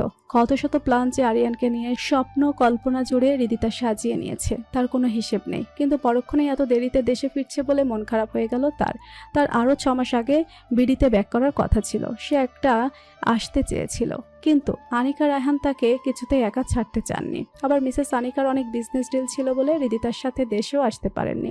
সব সামলে 6 মাস পরে বড় একটা ছুটি নিয়ে হৃদিতাকে নিয়ে বাংলাদেশে আসলেন তিনি। তার স্বামী মিস্টার রায়হান শাহরিয়ার একমাত্র ছেলে আদনান শাহরিয়ারকে নিয়ে পরে সময় করে বিডিতে আসবে এমন প্ল্যান আছে। যদিও আদনান তার মা আর কাজিন হৃদিতার বিডিতে আসা সম্পর্কে কিছুই জানে না, জানলে সে তাদেরকে বিশেষ করে হৃদিতাকে কিছুতেই বিডিতে আসতে দিত না। তাই ইচ্ছে করেই আনিকা রায়হান তাকে কিছু জানাননি। পরে সময় করে সব বুঝিয়ে বলবেন বলে ঠিক করলেন। তাছাড়া রেজা চৌধুরীর সাথে তার অতীতের সব মিসআন্ডারস্ট্যান্ডিং এর ব্যাপারে বোঝাপড়া করারও একটা বড় কারণ বাংলাদেশে আসা। এত সব কারণে শত ইচ্ছা আর আকতি থাকা সত্ত্বেও বেরিতে আসতে পারেনি হৃদিতা। এজন্য মনে মনে অনেক অস্থিরতা আর ছটফটানি অনুভব করত সে। প্রায় সময় মন খারাপ করে বসে থাকতো আর প্রতীক্ষার প্রহর গুনত। অবশেষে এতদিন পরে প্রিয় মানুষটির সাথে দেখা পাবে ভেবে মনটা তার বারবার খুশিতে নেচে উঠেছে। কিন্তু সে কি জানে তার অবর্তমানে তার প্রিয় মানুষটার উপর কি পরিমাণ ঝড় বয়ে গেছে, কতটা অন্যায় করা হয়েছে তার প্রতি। হঠাৎ করে হৃদিতার অবচেতন মন ভীষণ খারাপ হয়ে গেল। আরিয়ানের দেখা পাওয়ার জন্য মনটা প্রচণ্ড অস্থির হয়ে গেল। সে মনে মনে বলতে লাগলো, I am so sorry Aryan, আমি চিঠিতে তোমাকে দেয়া কথা মতো ঠিক সময়ে আসতে পারিনি। অনেক অপেক্ষা করিয়েছি তোমাকে। যদিও তুমি আমার আগমন সম্পর্কে কিছুই জানতে না, তবুও তোমার অজান্তে তোমাকে তো কথা দিয়েছিলাম, কিন্তু এবার কথা দিচ্ছি, একবার তোমার কাছে পৌঁছতে পারলে আর তোমাকে ছেড়ে কোনোদিনও কোথাও যাব না। আরিয়ান বেডে নিথর নিস্পন্দন হয়ে পড়ে আছে। তার বাড়িতেই হোম ট্রিটমেন্ট চলছে। মুখটা একদম শুকিয়ে কাঠ হয়ে গেছে, চেহারার লাবণ্যতা অনেকখানি লোপ পেয়ে গেছে। সেই সুদর্শন আরিয়ানের এই চেহারা দেখলে যে কেউ শিউরে উঠবে। তার এই নিথর শান্ত অবস্থা দেখে যে কেউ সেই প্রাণবন্ত আরিয়ানকে প্রচণ্ডভাবে মিস করবে। মিসেস শাইলা বেডের পাশে বসে কান্না করছেন। বেডের পাশে টেবিলে বিভিন্ন মেডিকেল ইনস্ট্রুমেন্ট। দুজন নার্স আরিয়ানের দেখাশোনার জন্য 24 ঘন্টা নিয়োজিত রয়েছে। একজন নার্স আরিয়ানকে একটা ইঞ্জেকশন পুশ করে শান্তভাবে চলে গেল। আরিয়ানের বাম হাতে ক্যানোলা দিয়ে স্যালাইন লাগিয়ে রাখা হয়েছে, মুখে অক্সিজেন মাস্ক। মিসেস শাইলার পাশে দাঁড়িয়ে আছে রেহান, শ্রাবণী, শান্ত আর ঈশিতা। মলিন ও বিষণ্ণ মুখে তাকিয়ে তাকিয়ে দেখে প্রত্যেকে একটা দীর্ঘশ্বাস ফেলল। যাকে নিয়ে তাদের প্রত্যাশা ছিল সবচেয়ে বেশি, সেই আজ বেডে এরকম বিধ্বস্ত অবস্থায় পড়ে আছে। রাইসা আর প্রীতম আর এই দেশে নেই, তারা দেশ ছেড়ে পালিয়েছে। না হলে তারা নিজ হাতে এই দুটো কালপেটকে চরম শাস্তি দিত। আন্টি প্লিজ এভাবে ভেঙে পড়বেন না, আল্লাহর ওপর ভরসা রাখুন, একদিন সব ঠিক হয়ে যাবে। ঈশিতা শাইলা চৌধুরীর পাশে বসে তার মাথায় হাত রেখে কথাটা বলল। মিসেস শাইলা কান্নারত অবস্থায় বললেন, আর কিভাবে ঠিক হবে বলতে পারো মা? কম চেষ্টা তো করিনি, কিছু কি ঠিক হলো? আমার সোনার টুকরো ছেলেটা আজ এভাবে মৃত্যুর দিকে এগিয়ে যাচ্ছে, আর আমি মা হয়ে সেটা সহ্য করে যাচ্ছি। আল্লাহ যেন আমার আরিয়ানকে নেওয়ার আগে আমাকে উঠিয়ে নেন। আমি এভাবে ওর তিলে তিলে শেষ হয়ে যাওয়া দেখতে পারবো না। বলে মিসেস শাইলা হাউমাউ করে কাঁদতে লাগলেন। বাকিরাও চোখে পানি আটকে রাখতে পারল না। আজ যদি তারা রাইসা আর প্রীতমকে সামনে পেত তাহলে কি করতো তারা নিজেরাও সেটা জানে না, কিন্তু তারা এতটুকু বিশ্বাস করে যে তারা তাদের পাপের শাস্তি ঠিকই একদিন না একদিন পাবে। সান্ত্বনা দেওয়ার আর কোনো ভাষা নেই ঈশিতাদের, কারণ তারা নিজেও ভেঙে পড়েছে বন্ধুর এই অবস্থা দেখে। 6টা মাস ধরে আরিয়ানের তিলে তিলে শেষ হয়ে যাওয়া দেখেছে প্রত্যেকে। আল্লাহ কি ওকে কখন আর আগের মতো করে দিবে না, নাকি ওর অস্তিত্ব এভাবেই শেষ হয়ে যাবে? খান ম্যানশনের বাইরে গাড়ির তীব্র হর্নের আওয়াজ শোনা গেল। দারোয়ান গেট খুলে দিতে প্রবেশ করলো কালো রঙের দামি মডেলের একটা গাড়ি। মিসেস শাইলা খান নিচতলায় বারান্দায় বসে পেপার পড়ছিলেন। তার চেহারা আগের থেকে অনেক ভেঙে গেছে। এখন তাদের খান গ্রুপের বিজনেস সব তাকেই সামলাতে হয়। তার ওপর আরিয়ানকে দেখাশোনা করার সবকিছু দায়িত্ব এখন তার উপর। এখন কেউ তাকে দেখলে আর চিনতেই পারবে না। স্বামীর মৃত্যুর পর অনুশোচনা আর অপরাধবোধে ভুগে তার মানসিক শান্তি একেবারেই শেষ হয়ে গেছে। বাহিরে বাগানের মালিরা আর কাজের লোকেরা কাজ করছিল। প্রত্যেকেই তাদের কাজ ফেলে তাকিয়ে রইল সেই দামি গাড়িটির দিকে। মিসেস শাইলাও আগ্রহ নিয়ে তাকিয়ে রইলেন। গাড়ি থেকে বেরিয়ে আসলো অতি সুদর্শনা, গৌরবর্ণা, কেশবতী এক যুবতী। পরনে তার লাল রঙের লম্বা একটা গাউন, চুলগুলো বাদামি ঢেউ খেলানো কোমর পর্যন্ত, চোখে সানগ্লাস, হাতে দামি একটা পার্স এবং তার সাথে একটা মাঝারি সাইজের বারবি ডল, মুখে অমায়িক মিষ্টি একটা হাসি। বাম পাশে দরজা থেকে বেরিয়ে আসলো 40 বয়সী এক মহিলা, কিন্তু পোশাক আশাক, ফিটনেস আর চালচলন দেখে তাকে বেশ স্ট্রং এবং স্মার্ট বলে মনে হচ্ছে। মিসেস শাইলা কিছুই বুঝে উঠতে পারছেন না। ডক্টর রেজা চৌধুরীও তখন আরিয়ানের চেক আপ করে সবেমাত্র বাইরে বেরিয়েছেন। তিনি এই দুজন ভিন্ন বয়সের নারীদের দেখে অবাক হয়ে তাকিয়ে আছেন। লাল রঙের গাউন পরিহিতা যুবতী আবেগাপ্লুত হয়ে গেল সবাইকে দেখে। দৌড়ে গিয়ে জড়িয়ে ধরল সামনে থাকা মিসেস শাইলা খানকে। মণিমা, কেমন আছো তুমি? মিসেস শাইলাকে কিছু বলার সুযোগ না দিয়ে ডক্টর রেজা চৌধুরীকে দেখে দৌড়ে ছুটে গেল তার কাছে। তার দিকে ছলছল চোখে তাকিয়ে থেকে কান্না করতে করতে তাকে জড়িয়ে ধরল সে। 40 মহিলাটিও এগিয়ে আসলেন। ঘটনার আকস্মিকতায় মিসেস শাইলা ডক্টর রেজা চৌধুরী হতবাক হয়ে গেলেন। কে আপনারা? এখানে কি চাই? মিসেস শাইলা খান অবাক কণ্ঠে জিজ্ঞেস করলেন। যুবতী রমণী কিছু বলার আগে 40 মহিলাটি বললেন, আমি হলাম ডক্টর রেজা চৌধুরীর একমাত্র শালিকা মিসেস আনিকা রহমান, আর এই মেয়েটা হলো তার একমাত্র মেয়ে হুমায়রা চৌধুরী হৃদিতা। তারপর ডক্টর রেজা চৌধুরীর দিকে তাকিয়ে জিজ্ঞেস করলেন, কি দুলা ভাই, আমাকে চিনতে পারছেন না? ডক্টর রেজা চৌধুরী ভালো করে কিছুক্ষণ তাকিয়ে থেকে চিনতে পারলেন। অতীতের ঝলক পুনরায় বাস্তব চোখের সামনে দেখে তিনি যেন নিজের চোখ জোড়াকে বিশ্বাস করতে পারলেন না। চরম বিস্ময় তার মুখ থেকে বেরিয়ে এলো। আনিকা? ডক্টর রেজা চৌধুরী হৃদিতার একা তার মেয়ে পরিচয় নিয়ে আসলে কিছুতেই তার কথা বিশ্বাস করতেন না, কারণ একবার একটা ফ্রড মেয়েকে বিশ্বাস করে চরম ভুল করেছিলেন তারা। কিন্তু অজ্ঞাত মেয়েটির সাথে পরিচিত এক মুখকে দেখে তিনি আর অবিশ্বাস করতে পারলেন না। হৃদিতার দিকে চোখ ভরা পানি নিয়ে তাকিয়ে তার দুগালে হাত রেখে পরম মমতায় বললেন, হৃদিতা মামুনি আমার। বলে মেয়েকে তিনি জড়িয়ে ধরলেন। বহুদিনের বিচ্ছেদ ব্যথার পর দুই বাবা মেয়ের মিলনে দুজনেই হাউমাউ করে কাঁদতে লাগলো। মিসেস আনিকা রায়হানের চোখ ভিজে উঠল। তার এবং তার পরিবারের কিছু ভুলের জন্য বাবা আর মেয়েকে এতগুলো বছর আলাদা থাকতে হলো। চরম অনুশোচনার কণ্ঠে আনিকা রায়হান বললেন, আমাকে ক্ষমা করে দিন দুলা ভাই, আসলে বড় আপুর মৃত্যুর জন্য আমরা আপনাকে দায়ী করেছিলাম, কিন্তু আপুর মৃত্যুর জন্য আপনি কোনোভাবেই দায়ী ছিলেন না। উল্টো আপুর সবচেয়ে আপনজন ছিলেন আপনি আর হৃদিতা, কিন্তু আমরা আপনাকে ভুল বুঝে হৃদিতাকে আপনার কাছ থেকে আলাদা করে দিলাম। কিন্তু এত বছর পর যখন নিজের ভুল বুঝতে পারলাম, সত্যিটা জানতে পারলাম, তখনই সঙ্গে সঙ্গে হৃদিতাকে নিয়ে দেশে চলে আসলাম ছুটতে। আমাকে মাফ করে দিন ভাইজান। মিসেস আনিকা রায়হান হাত জোর করে রইলেন ডক্টর রেজা চৌধুরীর দিকে। রেজা চৌধুরীর কথা যেন গলায় আটকে গেছে। কি বলবেন না বলবেন তিনি কিছুই বুঝতে পারছেন না। এতদিনের আবেগ, ক্ষোভ, অভিযোগ যেন সব গলায় আটকে গেছে। অনেক কষ্টে তিনি আবেগ নিয়ন্ত্রণ করে বললেন, এই ভুলটা যদিও আরো একটু আগে বুঝতে পারতে, তাহলে আমার মেয়েকে এতগুলো বছর আমার কাছ থেকে আলাদা হয়ে থাকতে হতো না। আমি তোমাকে বারবার বলেছিলাম একটু সময় নাও, আমাকে তোমরা ভুল বুঝো না, কিন্তু তখন তোমরা কেউ আমার কথা শোনোনি। আমার মেয়েকে জোর করে আমার কাছ থেকে নিয়ে গিয়েছিলে। জানো, সেদিনের পর থেকে একটা দিন, একটা রাত আমি শান্তিতে ঘুমাতে পারিনি, স্বস্তির নিঃশ্বাস নিতে পারিনি। মিসেস আনিকা রায়হানের বলার কোনো ভাষা নেই। তিনি যে অন্যায় করেছেন তার হয়তো কোনো ক্ষমা হয় না। মাথা নিচু করে অপরাধীর ভঙ্গিতে দাঁড়িয়ে আছেন তিনি। রেজা চৌধুরী আবার বলতে লাগলেন, তাও মানুষ মাত্রই ভুল করে। তোমাদের প্রতি আমার এখন আর কোনো অভিযোগ নেই, ক্ষমা করে দিয়েছি তোমাকে। এখন আমি আর আমার মেয়েকে ফিরে পেয়েছি, আর কখনো কোথাও ওকে যেতে দিব না। দুলা ভাই, বলে মিসেস আনিকা রায়হান ডক্টর রেজা চৌধুরীর পা জড়িয়ে ধরে কাঁদতে লাগলো। ডক্টর রেজা চৌধুরী তৎক্ষণাৎ তাকে উঠিয়ে ধরে সস্নেহে বললেন, তুমি আমার ছোট বোনের মতো, আর ভাইয়ের কাছে তার বোনের কোনো অপরাধ থাকতে পারে না। বলেই তিনি মিসেস আনিকা রায়হানকে বুকে জড়িয়ে ধরলেন। মেয়েকে আর ছোট বোনের মতো প্রিয় শালিকাকে পেয়ে তিনি যেন আনন্দে আত্মহারা হয়ে গেলেন। মিসেস শায়লা খান এতক্ষণ নীরব দৃষ্টিতে তাকিয়ে থেকে সব দেখছিলেন। তিনি এগিয়ে এসে হৃদিতাকে তার দিকে ঘোরালেন। প্রচন্ড আবেগে তার চোখ দিয়ে পানি ঝরছে। হৃদিতার চোখে কান্না ভেজা। দুজনকে জড়িয়ে ধরল। অনেকক্ষণ একে অপরকে জড়িয়ে ধরে কান্না করলো। মিসেস শায়লা ভেজা কণ্ঠে বললেন, তোকে নিজের চোখে দেখতে পেরে, ছুঁতে পেরে কি পরিমাণ শান্তি যে লাগছে বলে বোঝাতে পারবো না। আমার তপ্ত হৃদয়টা শীতল করে দিলি তুই মা। এভাবে বেশ কিছুক্ষণ কেটে যাওয়ার পর হৃদিতা মিসেস শায়লাকে ছেড়ে দিয়ে শান্ত আবেগে কণ্ঠে বলল, আমারও এতগুলো বছর পরে তোমাদের চোখের দেখা দেখতে পেয়ে, তোমাদের সান্নিধ্য পেয়ে ভীষণ শান্তি লাগছে। বলে বোঝাতে পারবো না কতটা খুশি আমি হয়েছি।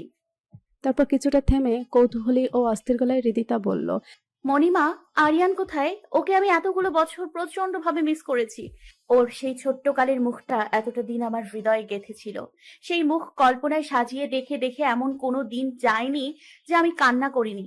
ওর সাথে আমি যোগাযোগের অনেক চেষ্টা করেছি, কিন্তু পারিনি। ওর কি এখনো আমার কথা মনে আছে মনি? আরিয়ানের প্রসঙ্গ আসতে মিসেস শায়লার বুক চিরে একটা আর্তনাদ বেরিয়ে এলো। স্থানকাল বলে প্রচন্ড কান্নায় ভেঙে পড়লেন তিনি। হৃদিতার মিসেস আনিকা রায়হান বেশ অবাক হয়ে গেলেন। কোনোভাবে মিসেস শায়লাকে সান্ত্বনা করা যাচ্ছে না। বরাবর জিজ্ঞেস করেও কোনো উত্তর পাওয়া গেল না। বাবা কি হয়েছে? মনি এভাবে কান্না করছে কেন? বলো না বাবা, বাবা প্লিজ বলো। হৃদিতার আকুতি ভরা আর্তনাদে ডক্টর রেজা চৌধুরী আর শান্ত থাকতে পারলেন না। শুরু থেকে শেষ পর্যন্ত বিগত 6 মাস আগের সকল ঘটনা হৃদিতাকে তিনি সবিস্তরে বর্ণনা করলেন। সব শুনে হৃদিতা যেন স্তব্ধ হয়ে গেল। সেকেন্ড থেকে মিনিট, মিনিট থেকে আধা ঘন্টা কেটে গেল, কিন্তু সে ওইভাবেই দাঁড়িয়ে রইল। তার ছোট্টবেলার সাথী, তার প্রাণপ্রিয় প্রিয়তম পুরুষ আরিয়ানের সাথে এত কিছু হয়ে গেছে, আর সে কিছুই জানে না। ভাবতেই তার ভেতরটা যেন দুমড়ে মুচড়ে যেতে লাগলো। তার মাথা যেন কাজ করা বন্ধ করে দিল। যখন তার চেতনা ফিরে আসলো তখন সে সবকিছু ভুলে পাগলের মতো ছুটে গেল বাড়ির ভেতরে। প্রায় 10 বছর আগে সেই বাড়ির প্রতিটি কোণা কোণা যেন এখনো তার কাছে সুস্পষ্ট। তীক্ষ্ণ মেধা সম্পন্ন আর বুদ্ধিমতী হৃদিতার কাছে এটা যেন কোনো ব্যাপারই না আরিয়ানের রুম খুঁজে বের করার। এক দৌড়ে সে ছুটে গেল আরিয়ানের রুমে। সামনে নিথরভাবে শুয়ে থাকা ব্যক্তিটাকে চিনতে তার যেন বেগ পেতে হলো না। যেন হাজার বছর ধরে সে ওই অজানা চেহারাকে সুস্পষ্টভাবে চেনে এমন বোধ করা হলো তার। হাঁপাতে হাঁপাতে দরজা ছেড়ে ধীরগতিতে বেডের কাছে দাঁড়াতেই আরিয়ানের এই বিধ্বস্ত রূপ দেখে তার পুরো পৃথিবী যেন থমকে গেল। পায়ের নিচ থেকে যেন মাটি সরে গেল। এ কাকে দেখছে সে? হঠাৎ মনে হলো এটা তার আরিয়ান হতেই পারে না। ছোট্টকালে যে কিউট আর সুদর্শন আরিয়ানকে সে এদেশে রেখে গিয়েছিল, সেই অনুযায়ী আরিয়ানের এই চেহারা সে কিছুতেই মেলাতে পারছে না। আরিয়ানকে সে কল্পনা করেছিল তার সে বিগত 6 মাস আগের রূপের মতোই, কিন্তু সে দুঃস্বপ্নে কখনো ভাবতে পারেনি তার প্রাণপ্রিয় আরিয়ানকে এই অবস্থায় দেখতে হবে তাকে। বেডের কাছে হৃদিতাকে এভাবে থমকে দাঁড়িয়ে থাকতে দেখে মিসেস আনিকা রায়হান বেশ অবাক হয়ে গেলেন। কিন্তু ভিতরে গিয়ে যখন আরিয়ানকে আইসিইউ এর মতো করে ট্রিটমেন্ট নেওয়া অবস্থায় দেখতে পেলেন তখন তিনিও থমকে গেলেন। হৃদিতা গভীর দৃষ্টিতে আরিয়ানকে দেখতে লাগলো। অপরিসীম আবেগ, মায়া, বিষণ্ণতা আর কাতরতা ফুটে উঠল চোখে মুখে। চোখ দুটো রক্ত লাল হয়ে শ্রুসিক্ত হয়ে উঠল। নাকের পাটাতন ফুলে ফুলে উঠে শুভ্র নাকের ডগা লাল টকটকে হয়ে উঠল।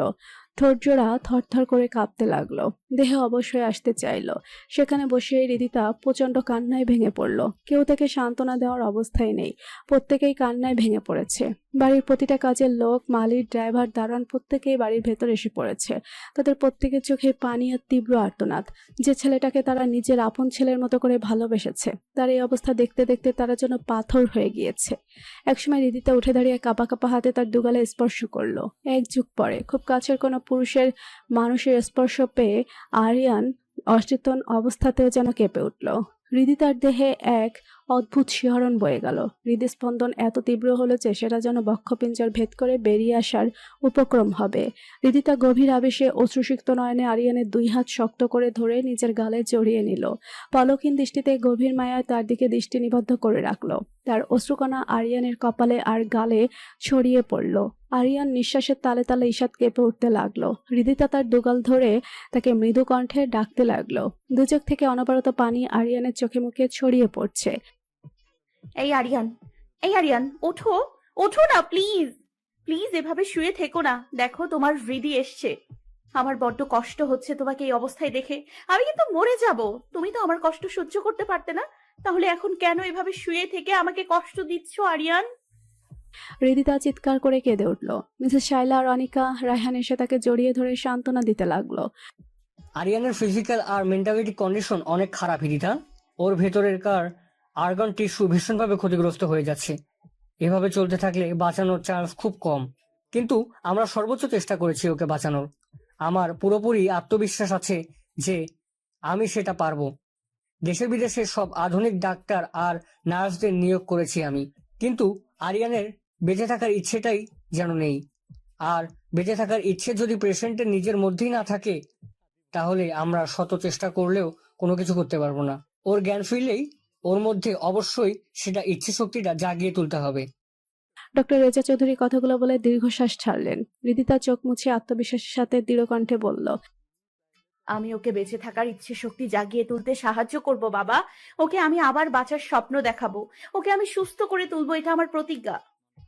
হৃদিতার আত্মবিশ্বাস দেখে শত কষ্টের মধ্যেও মিসেস শাইলার মুখে এক চিলতে হাসি করে উঠল।